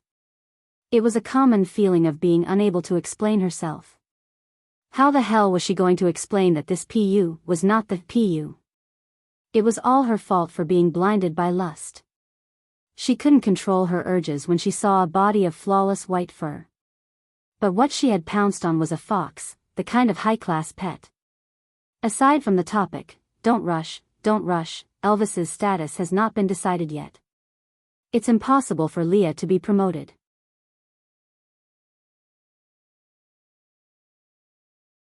Chapter 85. In the future, you're not allowed to say that I'm not yours. Do you understand? Leah used one hand to hold on to Gu Mengmeng's hand that was waving like a windshield wiper and pulled it into his arms. Gu Mengmeng drowned in Li's fluffy big tail while Leah caressed Gu Mengmeng's little head from time to time. He said in a slightly reproachful tone, "I don't want to be abandoned." Gu Mengmeng hugged onto Li's big tail without letting go and said tearlessly, "Daddy Leah, I didn't abandon you, but I really can't mate with you." "You didn't abandon me, but you can't mate with me. Do you still want to pair me up with Elvis?" Leah smiled evilly. He placed his elbows on the ground and supported his chin with his palm. He looked at Gu Mengmeng coquettishly and said, "If Gu Mengmeng likes it, I can cooperate once in a while. But if it's for a long time, even if I agree, Elvis won't agree." Pfft. Gu Mengmeng felt her nose bleeding. Her already empty blood tank was overdrawn. "Leah, does your mother know how dirty you are?" At first glance, Gu Mengmeng still felt that Leah was as pure and holy as a flower on a high mountain, not to be messed with. His image had crumbled too quickly. What the heck? In just one night, Leah had walked further and further down the path of corruption, as though he was never going to return. Leah held on to Gu Mengmeng's hand gently. The gentleness in his eyes could almost be squeezed out. He looked at Gu Mengmeng affectionately and said, "Gu Mengmeng, promise me, no matter what, don't abandon me, all right?" Unknowingly, Gu Mengmeng's heart was suddenly touched violently. Li's gaze was clearly smiling and gentle, but Gu Mengmeng felt as if she could see an unknown scar in that pair of eyes. Leah, what had he experienced? Gu Mengmeng kept her joking thoughts and frowned slightly. She looked back at Leah and deliberated for a long time before shaking her head and saying, I can't promise something I can't do. You're very good, but I can't mate with you. Why? Hearing Gu Mengmeng's rejection, Lee's heart tightened. The question that he blurted out caught him off guard. Why would he care about the reason? According to his original personality, no matter what her reason was, he would always have a way to make her comply with his wishes. But why did he care about why now? Gu Mengmeng lowered her head, not daring to look into Lee's eyes. Rejecting someone was a stressful matter, especially rejecting Leah, a Prince Charming whom Gu Mengmeng could not match up to no matter how she looked at it. The stress was even greater. And when the Prince Charming was still looking at you with an infatuated expression, the pressure was so great that it felt like the atmosphere was about to explode. Marriage. Oh, no, mating is an important matter that affects the entire generation. It can't be done casually or carelessly. Leah hooked Gu Mengmeng's chin with his finger. He liked the way she looked at him. When he could clearly see himself in her clear eyes, he felt an indescribable sense of satisfaction. And her avoidance made his heart uneasy. But this time, Leah felt that he was wrong. Why was it that when he saw the clear guilt and apology in her eyes, his heart felt as if it was being slowly pierced by a sharp claw? That pain lasted for a long time and he could clearly feel every minute and inch of it. I'm willing to pledge my lifelong loyalty to you, not carelessly or casually. Leah retracted his arm and pulled Gu Mengmeng into his embrace, avoiding her serious gaze. Their faces were pressed against each other and Lee's lips moved softly beside Gu Mengmeng's ear. Mengmeng, believe me, I'm serious. Aside from the topic, on the first day of the PK, I'll add more updates. My little babies, please leave a comment whether Gu Mengmeng would have meat to eat in the future depended on everyone. Chapter 86. But Gu Mengmeng felt a tightness in her throat. She was really not good at rejecting, but no matter how seductive or immortal Leah was, Gu Mengmeng really could not entrust her entire life to him so carelessly. We've only known each other for 3 days. You still have a lifetime to slowly familiarize yourself with me. Leah supported the back of Gu Mengmeng's head with one hand, while the other wrapped around her waist tightly. He was afraid that he would hurt her if he used more strength, but he was afraid that she would break free and never come back if he used less strength. Gu Mengmeng tried to push Leah away, but to no avail. Compared to males, even if she had 2 years of bodybuilding training, she was still considered a weak girl without the strength to truss a chicken. Leah, I'm sorry. Gu Mengmeng gave up struggling and allowed Leah to hug her like that. She knew that males in the beast world had extremely good hearing, so with the distance between them, even if her voice was soft, Leah would definitely be able to hear it clearly. A lifetime is too heavy a promise. I can't give my entire life to someone I've only known for 3 days. Lee's back stiffened. He thought that after what happened in the past, his heart would no longer hurt, but he was wrong. But you accepted Elvis. Leah looked down, a tinge of dejection in his eyes. Huh? Gu Mengmeng's brain was a little slow. She seemed to know something incredible, but could not explain exactly what it was. Leah looked at Gu Mengmeng's reaction and suddenly asked, not knowing whether to laugh or cry, don't tell me, you don't intend to mate with Elvis too? What a joke. Elvis is my godmother. Gu Mengmeng jumped up out of reflex, but after saying that, she suddenly remembered, damn, Elvis helped her change her sanitary pad before, and he even changed his clothes from head to toe, F***ck. What happened to the promised sisters, godmother and daughter? Gu Mengmeng looked up at the sky and sighed, I've been tricked by a wild wolf. Leah laughed and squinted his eyes. His gaze drifted to the distance, looking calm but with a hint of murderous intent. So, the first partner in your heart, is Barit? How is that possible? Gu Mengmeng shook her head heartlessly, I only see Barit as a friend. The kind of friend who can care, hug and kiss. Leah raised his eyebrows and asked. Gu Mengmeng face-bombed. Damn it, could this joke ever get over with? Seeing that Gu Mengmeng did not reply, Leah curled his large tail and scooped Gu Mengmeng into his arms. Her tiny waist was pressed tightly against Lee's firm abs and both her feet were off the ground. Other than Leah, she did not have any other support points. So she could only wrap her arms around Lee's neck to maintain her balance, but her upper body instinctively moved backwards, trying to widen the distance between them. But why would Leah let her have her way? One of his hands had already grabbed the back of her head and fixed her in front of him at a distance of about a fist. With a smile that was not a smile, he said, "Meng Meng, if you feel that 3 days is too short and is not enough for you to believe my sincerity, then, before you feel that it is long enough, let me be your friend. The kind of friend that you can care, hug, kiss." As Leah spoke, he slowly inched forward. His target was naturally Gu Mengmeng's tender and delicious lips. Gu Mengmeng crossed her arms in front of her chest and blocked Lee's kiss. She laughed dryly, "Ha, ha ha, it's good to be friends. Let's start from being friends. Friends can kiss." Leah said unhappily. "There are many types of friends too. Not every friend can be kissed." Gu Mengmeng said seriously. "No." Leah raised his head and said in a slightly commanding tone with a sense of pride, "I want to be your only friend. Other than me, you cannot be polite to any other friend, or else I will kill him." Leah raised his head and looked at Gu Mengmeng. "Aside from the topic, come, my little babies. Today's prize-winning question and answer session, old godmother's real name is ____________.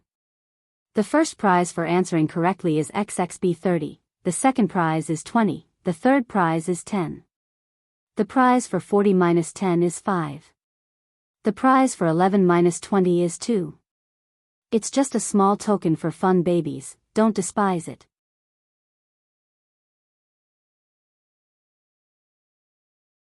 Chapter 87.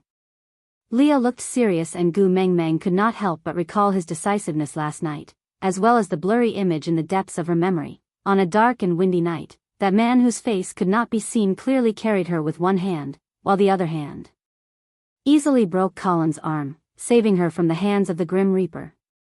She would not doubt Lee's words. This was the beast world, where violence was justice and only the strong could enjoy the spoils. Leah had enough ability to fulfill every word he said, and even if he did it, no one would find it inappropriate. The winner was the king, that was the logic. But the education and living environment that Gu Mengmeng had received meant that she was unable to accept the fact that human life was just an ordinary and common setting like everyone else here. She was even more unable to accept the fact that others would simply die because of her. "Leah, the world is so beautiful, but you are so hot-tempered. This is not good, not good." Gu Mengmeng nodded her head seriously, trying to convince Leah to give up on that cruel idea. Lee's coquettish gaze landed on Gu Mengmeng's little face. His index finger gently lifted her little chin and accepted her gaze. The corners of his lips curled up slightly, making him look extremely flirtatious, graceful and noble with unparalleled elegance. "Call me Daddy." For some reason, Leah liked this title very much. Even though he did not know what Daddy was. Gu Mengmeng's lips twitched. What an instant drama. She even suspected that what Leah had said just now was purposely teasing her. "Not calling me that." Gu Mengmeng turned her head away proudly, who was not a baby. "Really not calling me?" Leah was not angry, he just swayed his big tail lightly and looked at Sandy who was walking towards them from afar, deep in thought. He said, "This world is not so beautiful after all." Gu Mengmeng followed Lee's gaze and saw that Sandy had already walked to the edge of Elvis's territory, receiving a pile of unknown things from his mails. She carried them and walked towards them. Leah seemed to be doing it on purpose, his slender and bony fingers stretched out one by one in front of Gu Mengmeng, his fingertips growing sharp nails at a speed visible to the naked eye. Was he going to be irritable? Gu Mengmeng immediately gave up on her principles and hugged onto Lee's thighs. "Daddy Leah, please calm down." Leah pretended to be hesitant as he looked at Sandy and then at Gu Mengmeng. He asked with 30% threat and 70% anticipation. Between Sandy and me, who do you like more? Gu Mengmeng flattered him without any principles. I like Daddy Leah. Leah smiled in satisfaction and retracted his fingernails. He tapped Gu Mengmeng's little nose lightly and said, Don't call others Daddy, this title belongs to me only. Yes, Daddy Leah. Gu Mengmeng nodded her head vigorously. She did not have the habit of going around looking for someone's father, so why would she not agree? Good. Leah was extremely satisfied. Although he did not gain Gu Mengmeng's approval to become her partner, it was already a good progress to be able to live together with her. Leah did not want to force Gu Mengmeng too much, in case he scared her. So he rubbed her furry little head and said, Go and play with Sandy, I think Elvis should be back soon. Daddy Leah will roast the rabbit for you later. Gu Mengmeng really wanted to tell Leah that calling himself Daddy Leah was very Chinibu, but when the words reached the tip of her tongue, she chose to swallow them back into her stomach.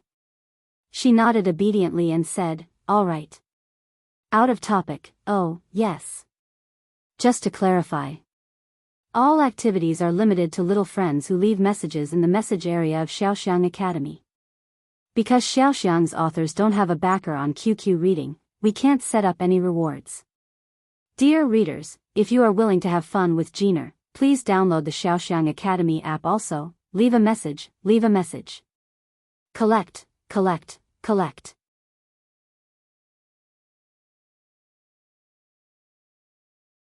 Chapter 88. Leah gently let go of Gu Mengmeng and placed her on the ground steadily. Then, he slowly stretched out his large tail and followed Gu Mengmeng's rhythm as she ran towards Sandy until his tail could no longer touch her. Leah retracted his tail and looked at Gu Mengmeng's radiant smile with a doting expression. He pondered over what Gu Mengmeng had said just now. The world was so beautiful, yeah, it was indeed beautiful. This was unprecedented. Leah turned around to start a fire. Although he was fearful of the fire demon, it was a necessity for his Gu Mengmeng to eat. So what if he had to use his bones as firewood? On the other side, Gu Mengmeng pounced towards Sandy happily. She took the things from her hands and asked, Why did you bring so many things over? Sandy distributed the things to Gu Mengmeng and said, You left just like that just now and forgot to take the yellow gravy that everyone gave you. Gu Mengmeng slapped her forehead in realization. Then, she rubbed her hands together with a money grubber face and said, Ayaya, that's great Sandy, you're really my lucky star. Elvis just happened to go hunting. Let's roast meat with honey later. Sandy remembered that Gu Mengmeng mentioned before that their original tribe called the yellow gravy honey. At the thought of roast meat, Sandy swallowed her saliva instinctively. But looking at Leah, who was starting a fire behind Gu Mengmeng, Sandy twisted her fingers and said with some grievance, Today is the first time Elvis and Leah are your partners. This day is too precious to them. Sandy looked at the yellow gravy in Gu Mengmeng's hands. She imagined the combination of the sweet yellow gravy and the delicious roast meat and what kind of amazing taste would be produced. That would definitely be an unprecedented delicacy. Wiping away the saliva that flowed down from the corner of her mouth, Sandy endured the huge torment in her heart and said, I'll come and eat with you next time. Before she finished her sentence, Sandy had already turned around to leave. But her pair of meaty feet were rooted to the ground and could not move an inch. Gu Mengmeng looked at Sandy's struggling back view and the meaty hands that were purposely left behind for her to hold. She burst out laughing. She walked to the front of Sandy and stuffed the yellow gravy into her arms. Leah, Elvis and I don't have that kind of relationship. If you want to know the details, why don't you stay and eat with us? Let's talk while we eat. Huh. Sandy's heart sank into two huge whirlpools. The whirlpool on the left was why Gu Mengmeng said that Leah and Elvis did not have the kind of relationship she had imagined. The whirlpool on the right was, when would the roasted meat be cooked? Which one should I ask first? Sandy was extremely conflicted. Gu Mengmeng looked at Sandy's conflicted expression and nudged her with her shoulder. Stop daydreaming and come over to help. Oh, okay. Sandy was a little excited. Help. Gu Mengmeng asked her for help. Ever since she was young, she had only been waiting to eat, drink, and be taken care of. When she was young, it was her father, and when she grew up, it was her partner. They had always told her, be good and wait, it will be ready soon. This was the first time someone had asked her for help. Sandy was so agitated that she almost cried, but Gu Mengmeng had no idea what kind of feelings she had brought to Sandy's heart. Wasn't it normal for best friends to help each other out? Sandy blindly followed behind Gu Mengmeng, her little hands clutching the sides of her dress nervously. Her eyes shone with anticipation and nervousness. What would Gu Mengmeng ask her to do?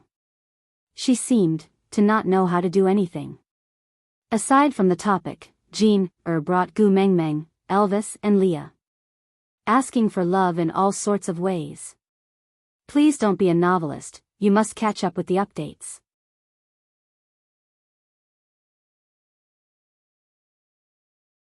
Chapter 89. Gu Mengmeng skipped to Lee's side with Sandy. At this moment, Leah had just started a small fire by mimicking how Elvis had drilled wood to start a fire on the punishment platform. Leah frowned slightly. Animals had a more sensitive sense of smell than humans, and orcs had a better sense of smell than animals. The smoke had obviously made Leah choke. Gu Mengmeng had always been a person who took pity on beauties. Her heart ached when she saw Leah in pain. She hurriedly took over the wooden stick from Lee's hands and said, "It's all right, Daddy Leah, go and rest. Leave this to me and Sandy." Lee's lips curled up slightly. He liked how Gu Mengmeng was concerned about him. With a slight curl of his big tail, he circled Gu Mengmeng and placed her behind him, using his body to block the smoke for her. He looked at her gently from the corner of his eye and said, "My heart will ache if I choke you." Thump, thump, Daddy Leah was really good at flirting. Gu Mengmeng felt her bones soften and she almost drowned in Lee's faint smile that could turn all living things upside down. No way. No way. Gu Mengmeng turned to look at Sandy, who was sitting obediently at the side. "Are those your males squatting and smelling the smoke over there?" Sandy looked in the direction that Gu Mengmeng was pointing at. She then turned around and nodded at Gu Mengmeng. "Yeah, it's Bode and the rest. Why don't they come over?" Gu Mengmeng was puzzled. Sandy seemed to be used to Gu Mengmeng's lack of common sense. She did not think much about it and just patiently explained. "This is Elvis's territory. Without his permission, other males cannot enter as they please. If not for you, even a female like me cannot enter as she pleases." Gu Mengmeng asked in a daze, "Has Elvis always been so unsociable and doesn't interact with others?" Sandy could not help but shake her head. It's not that Elvis is unsociable. Every male has his own sense of territory. He can't offend any other males or else he will be seen as a provocation and be attacked. Gu Mengmeng blinked and rubbed her chin. "Then what if I want to look for you in the future? If I accidentally enter someone else's territory, won't I die a horrible death?" As Leah added dried leaves to the fire, he said nonchalantly, "Don't worry, you have Elvis and me, no one can hurt you." Gu Mengmeng's eyes sparkled like stars. She clasped her hands in front of her chest and looked at Leah with admiration. "Daddy Leah is so reliable." Leah smiled without saying a word. He was in a good mood as he added a bunch of dried leaves to the fire, almost extinguishing the small flame that had just started. "Gu Mengmeng, why did you call Leah Daddy? What exactly does Daddy mean?" Sandy tilted her head and asked Gu Mengmeng with a curious look. "Papa." Gu Mengmeng felt a deep sense of despair. The papa and mama combo was the first word she learned when she was learning to speak, but she did not know how to use literal words to explain this form of address. After thinking for a while, Gu Mengmeng finally squeezed out a sentence. "Daddy is the most reliable male in this world. He will save us from any danger or hardship. No matter what kind of difficulties we encounter, he will stand in front of us and protect us for the rest of our lives. Daddy is the only male in this world who will never abandon us or betray us." She said, "The only." Lee's heart skipped a beat. This was the first time he heard such a familiar yet foreign word from a female. "Was he the only?" she said. Aside from the topic, today's Q&A, Sandy has a crush on a single male in Saint Nazaire. May I ask if this male is underscore underscore underscore underscore? Same rules, the first baby who answers correctly will get XXB 30, the second will get 20, the third will get 10. 11 to 25. 21 to 33.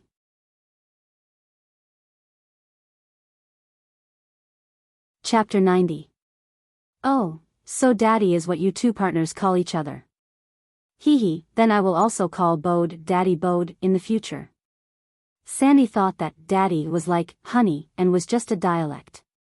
But before she could finish her sentence, she felt a chill down her spine.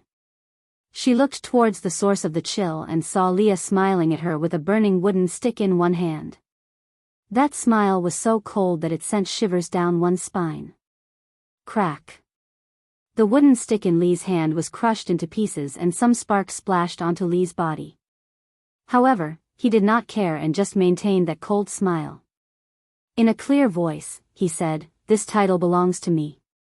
Oh, oh, oh. Sandy shrank her neck and nodded pitifully. Leah was so scary when he had a partner. He even threatened females. He was not like this in the past, sobs, sobs, sobs. She wanted to cry but did not dare to. She felt so wronged.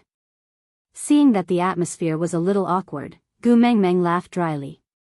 She held Sandy's little hand in her arms and said, "Daddy does not mean partner. It is a kind of blood relationship, a kind of familial love. It is a kind of connection that cannot be severed no matter what. It is very simple but also very complicated. I will explain it to you when I have the chance in the future. Now let's talk about roasted meat. All right?" "Yeah."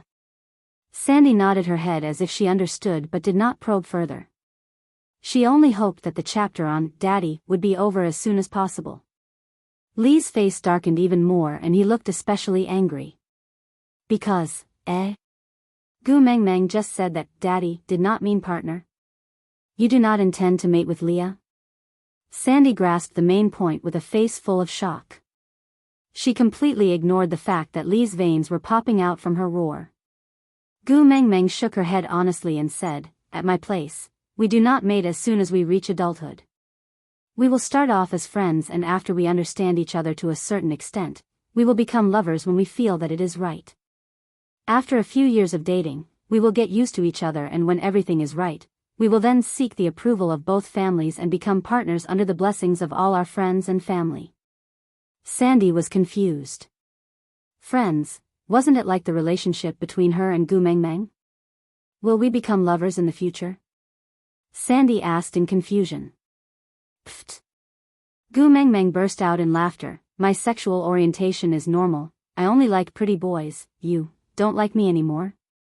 Sandy's eyes were misty, and it looked like she was about to burst into tears. It wasn't easy for her to make a friend. If Gu Mengmeng didn't like her, then would she become all alone again?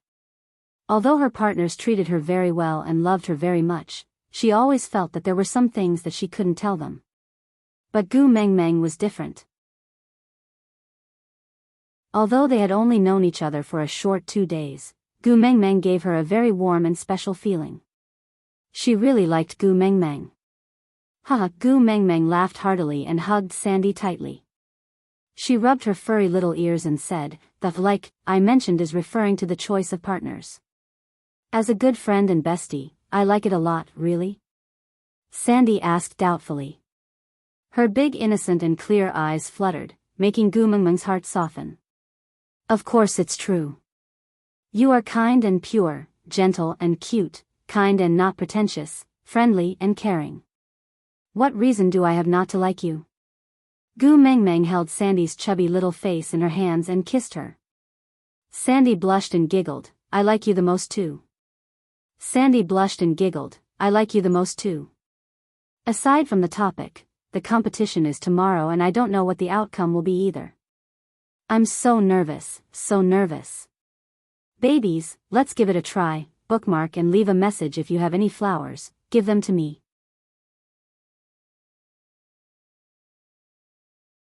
Chapter 91. In your world, All males and females start off as friends, then become lovers, before finally becoming partners? Sandy blinked her big innocent eyes and tilted her head to ask. Gu Mengmeng played with Li's big tail while nodding her head and answering, not necessarily. We have a phrase called love at first sight. It's two people who can recognize each other in the bustling crowd, as if they are the other half of you that you have been searching for years.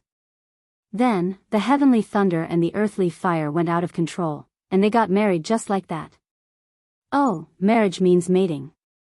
Sandy nodded her head as if she understood, then continued asking, then why didn't you fall in love with Leah at first sight? Cough, cough. Gu Mengmeng almost choked to death on her own saliva. Sneaking a peek at Leah, he was indeed smiling, but that smile looked dangerous no matter how she looked at it, as if he would rush up and strangle Sandy anytime. Gu Mengmeng roared in her heart, I say, Sandy, you have to be more careful. Why did you have to rub it in? But even though she was cursing in her heart, Gu Mengmeng still had to come out to smooth things over. So she shrugged her shoulders and avoided Li's gaze guiltily. It was clearly written in his eyes, please start your performance, I am waiting to hear your explanation. Gu Mengmeng opened her mouth to say something, but almost bit her own tongue. But Sandy did not let it go, and added another stab, don't you like pretty older brothers? Leah is so pretty. Gu Mengmeng face-bombed, she decided to give Sandy the Best Bad Friend award. But Leah smiled, and whispered into Gu Mengmeng's ear like a spring breeze, in the entire beast world, I am afraid there is no one more good-looking than me, so, you like me, how about that? Heh, heh heh. Gu Mengmeng thought to herself, was Daddy Leah selling himself? Wasn't he afraid that she would really pounce on him after being obsessed with him? Oh, he definitely did not know that there was a phrase in the modern world called fast food love, the kind that leaves after eating without taking responsibility. Just as Gu Mengmeng was fretting over how to reply, she saw a black wolf with something in its mouth dashing towards her from afar. Strangely enough, Gu Mengmeng did not feel afraid at all when such a ferocious beast pounced on her. Instead, she felt a sense of familiarity and intimacy. She jumped down from Li's tail, waved at the black wolf and shouted, Leader. Elvis's heart warmed. This was the first time he understood the meaning of family. In that dark, cold cave, there is a little girl waiting for you to come back. That was why he unconsciously sped up when he was hunting just now, as if something was pulling him back quickly. So, this was what it meant to be anxious to return home. It was only because she was waiting for him, and he couldn't wait to see her wave at him. As Elvis decelerated, he transformed into human form to prevent himself from crashing into her. Elvis grasped the perfect distance. After he completed his transformation and deceleration, he stood steadily in front of Gu Mengmeng, with a distance of half a step between them. Holding a bunch of rabbits in his hand, Elvis could not wait to wrap his other hand around Gu Mengmeng's shoulder and bring her into his arms. Gu Mengmeng, who was clearly a small ball, so soft that it seemed as if she would break with just a little force, had such an indescribable and wonderful power that made him yearn and go crazy. And Gu Mengmeng, who was in his arms, felt even crazier. Leader, where's your beastskin dress? Aside from the topic, Gu Mengmeng, Sandy, it's the group interview time now. May I know how do you feel about receiving the honor of being the best worst friend? Sandy, firstly, I want to thank my papa and mama. Without them, I would not have been born. Secondly, I want to thank CCTV, Beast World TV and all the other TV channels. Thank you for everyone's recognition and love for me. Of course, the person I want to thank the most is my best friend, Gu Mengmeng. If it wasn't for your help, I would never have received this award. Half of this honor is mine, and the other half is yours.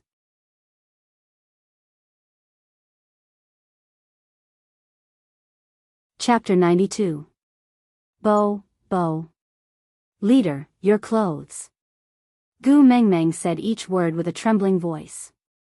Her entire body froze and she did not dare to move an inch. Yes, she was a girl who was slightly infatuated with girls, but that was only in the area of moving her mouth. When it came to real combat, she had the heart but not the guts to do it. Elvis hugged Gu Mengmeng, not willing to let go. He enjoyed the endless warmth that she gave him, and the blissful feeling that spread throughout his body made him sink in and infatuated with her. Where are your clothes? Gu Mengmeng swallowed her saliva. Damn, every single hair on her body was reminding her that she was being hugged by a naked male. Any careless touch would cause goosebumps all over her body to fall off. I threw it on the way. Elvis would never say that his beast-skin dress was torn off by a tree branch because he was in a hurry to see her. He was too stingy to turn back to pick it up for 2 seconds, so he transformed into his beast form and ran back. Gu Mengmeng swallowed her saliva and silently cursed Leader for being so rich. The fist-sized luminous pearl was crushed just like that, and the top-quality fur was thrown away just like that. Rich. What about that? Sandy is watching. Gu Mengmeng really wanted to push Elvis, but any random movement of hers now would very likely cause her to touch something that she should not touch. So Gu Mengmeng could only stiffen her body and breathe carefully, afraid that it would cause unnecessary misunderstandings. Elvis's lips curled up and a strange feeling spread in his heart. She minded other females seeing his body. Help me wear it. Elvis stretched his hand out to Leah, and Leah took down the beast-skin dress hanging near the entrance of the cave and threw it to him. Elvis caught the beast-skin dress steadily and hooked it with one finger to hang it in front of Gu Mengmeng, looking like he was going to be naked if she did not help him wear it. Gu Mengmeng was free and hurriedly took a small step back to widen the distance between them. But this step back, she could see it even more clearly. Gu Mengmeng, whose face was as red as a pig's liver, snatched the beast-skin dress from Elvis's fingers and wrapped it around Elvis's waist messily. She tied a dead knot in a flurry and only heaved a sigh of relief after ensuring that it would not fall off. He awkwardly changed the topic. Boss, what did you hunt back? Rabbit. Elvis picked up a bunch of rabbits tied together with grass that he had casually thrown aside and passed it to Gu Mengmeng. Yeah, after squatting down, he realized that Gu Mengmeng's beast-skin dress was worn really well. Although it was so tightly wrapped around his flesh that a slight movement could break the dress, the suffocating feeling was still pretty good. Look, there's a red mark on her waist. How beautiful it is. How artistic. Oh, the feeling of pain was just right to make every cell in his body excited so deliciously. Elvis's smile grew wider. He decided that unless Gu Mengmeng personally took off this dress, he would continue wearing it like this. Gu Mengmeng's face was still burning hot. She had no time to pay attention to Elvis's strange expression and Lee's deep gaze. She just took the rabbits and frowned her delicate crescent brows, asking, Boss, did you catch all the rabbits in this nest to extinction? Yeah. Elvis replied with a single word cheerfully. He did not know what extinction meant. Gu Mengmeng lifted the bunch of rabbits in her hands and asked, even the nests? Not a single one was left behind, right? Yeah. Elvis continued nodding his head cheerfully. Gu Mengmeng's lips twitched. She sat cross-legged on the ground and started to untie the little rabbits. She said as she untied them, you should at least leave a descendant for others, or else we won't have any rabbits to eat in the future. Aside from the topic, my babies, today is the last day of the PK, collect your comments and click them tomorrow when the results are out. I will inform my babies immediately through the author's words. Today's prize-winning question and answer, Gina is planning to do something. Please listen to the question, are you a fan of Er Meng or a fan of Lai Meng? Or, are you a fan of Er Meng? Leave a comment and tell us your faction. Let's see how many people are on the same side as you.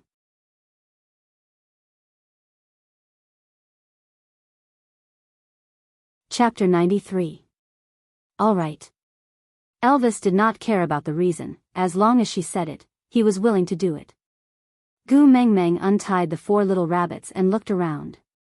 She handed the rabbits to Sandy and ran to a nearby place to pull the tree vines. The tree vines did not look too thick, but it took some effort to pull them out.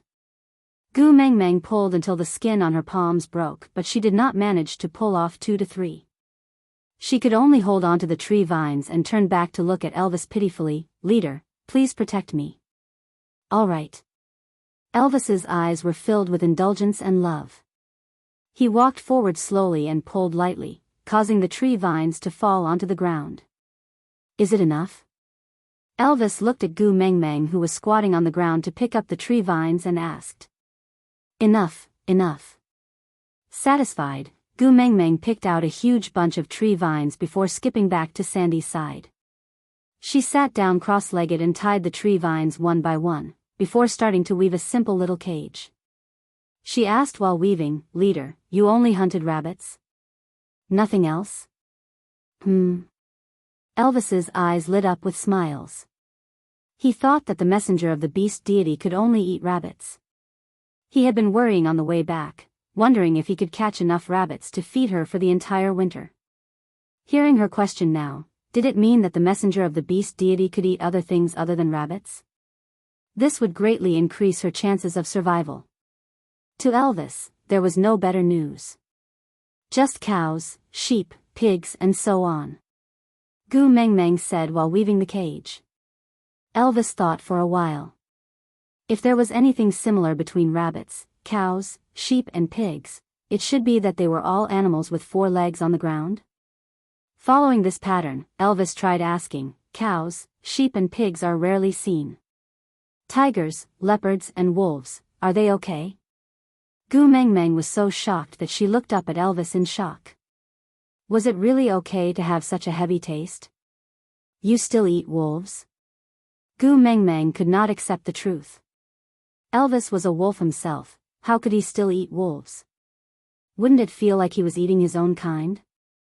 Just thinking about it made her feel burdened. Elvis, however, was unconcerned. He just shrugged and said, "Becoming food is the fate of the weak." Ha! Gu Mengmeng was speechless. The weak were prey to the strong, survival of the fittest. There seemed to be nothing wrong with this barbaric era. Hence, Gu Mengmeng could only shrug her shoulders and did not reply. She quickened her pace, and in no time, she had finished weaving the small cage. Sandy was already looking at Gu Mengmeng with starry eyes full of admiration. She felt that Gu Mengmeng was practically glowing. Gu Mengmeng opened the small door of the cage and placed the little rabbits inside one by one. She then used tree vines to make a lock and finally placed the cage in a shady spot at the entrance of the cave. She turned around and said to Sandy, "Let's keep these 4 little ones as pets and play with them." Sandy tilted her head and blinked. "Why don't you raise males as pets? She can make us happy and take care of us."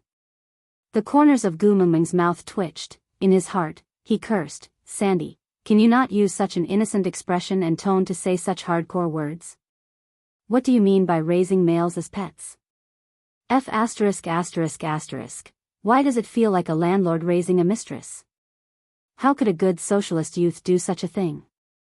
Thinking about this, Gu Mengmeng's eyes darted towards Elvis and Leah.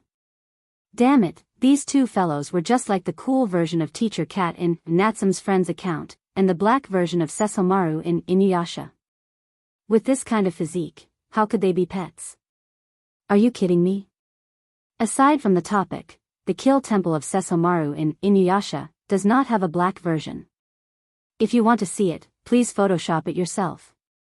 Another thing, Inuyasha is an anime with a more aged feel. Many children should not have seen it before. But for the details of the Kill Temple, you can refer to the cover of this article. That furry and handsome male is our Kill Temple.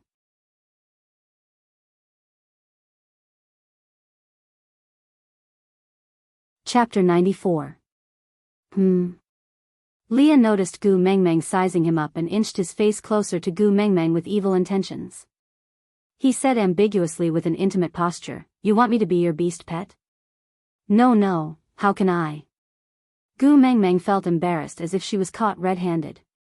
She waved her 2 little hands and hurriedly denied. Why not? Leah, on the other hand, seemed to be a little disappointed. He pulled Gu Mengmeng into his arms. Leah used his index finger to gently lift Gu Mengmeng's chin, his moist lip stopping at the tip of Gu Mengmeng's nose. His fragrance was so sweet that Gu Mengmeng's nose sank into it. Gu Mengmeng shuddered and stared at Leah, who was so close to her, dumbfounded. She did not dare to say anything. Leah then felt a little better. Although he did not say it, he was jealous of Gu Mengmeng's reaction when Elvis hugged her just now.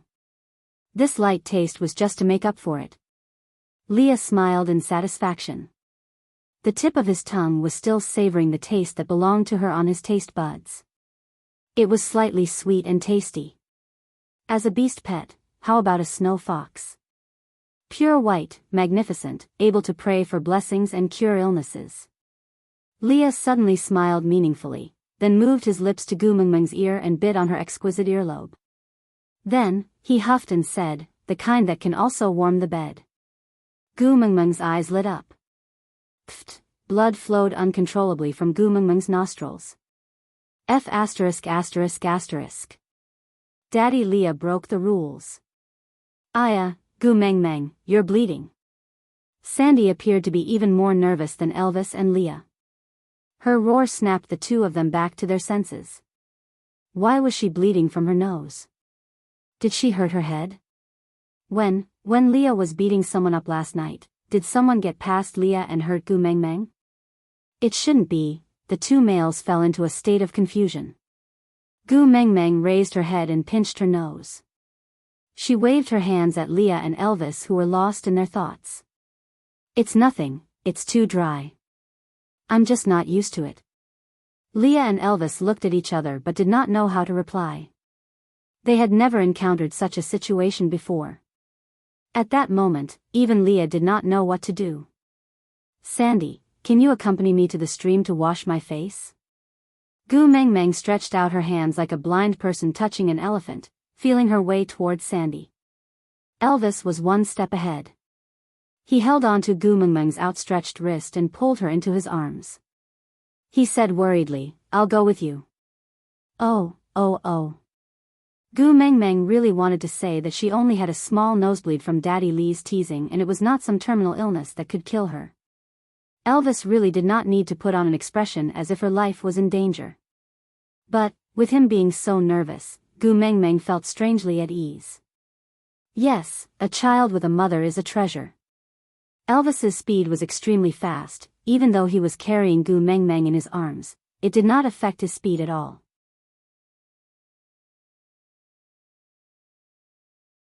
It was as if Gu Mengmeng, who weighed 60 kilograms, was just a small cotton ball with no weight at all. Leah walked side by side with Elvis the moment he took his first step. The smile on his face was unknowingly replaced by worry. He did not say much and only said two words lightly, "Let's go together." Sandy was extremely anxious but there was no way her speed could catch up to Elvis and Leah. She could only huff and puff as she ran behind them. After they left Elvis's territory, Bode carried her all the way to the stream. Elvis and Leah ran frantically towards the stream one after another. In addition to Gu Mengmeng's rutting fragrance, they had long attracted the attention of the people in the tribe. In addition, Sandy, the worst friend, followed closely behind. She shouted as she chased after them, "Hurry, hurry, hurry, Gu Mengmeng has lost a lot of blood. I don't know if she will die. I'm so worried, run faster." Yeah, the news of Gu Mengmeng's death spread throughout the entire Saint Nazaire in an instant. Aside from the topic, this was the last chapter of the PK period. The PK would start later. So nervous. No matter what the outcome was, Jean Eyre and Gu Mengmeng were extremely grateful for the companions and hard work these 3 days. Thank you for your passion and love, it makes me feel very warm. You're tuning into the Romantic Tales YouTube channel. Don't forget to subscribe and join us on this journey to catch the most captivating stories.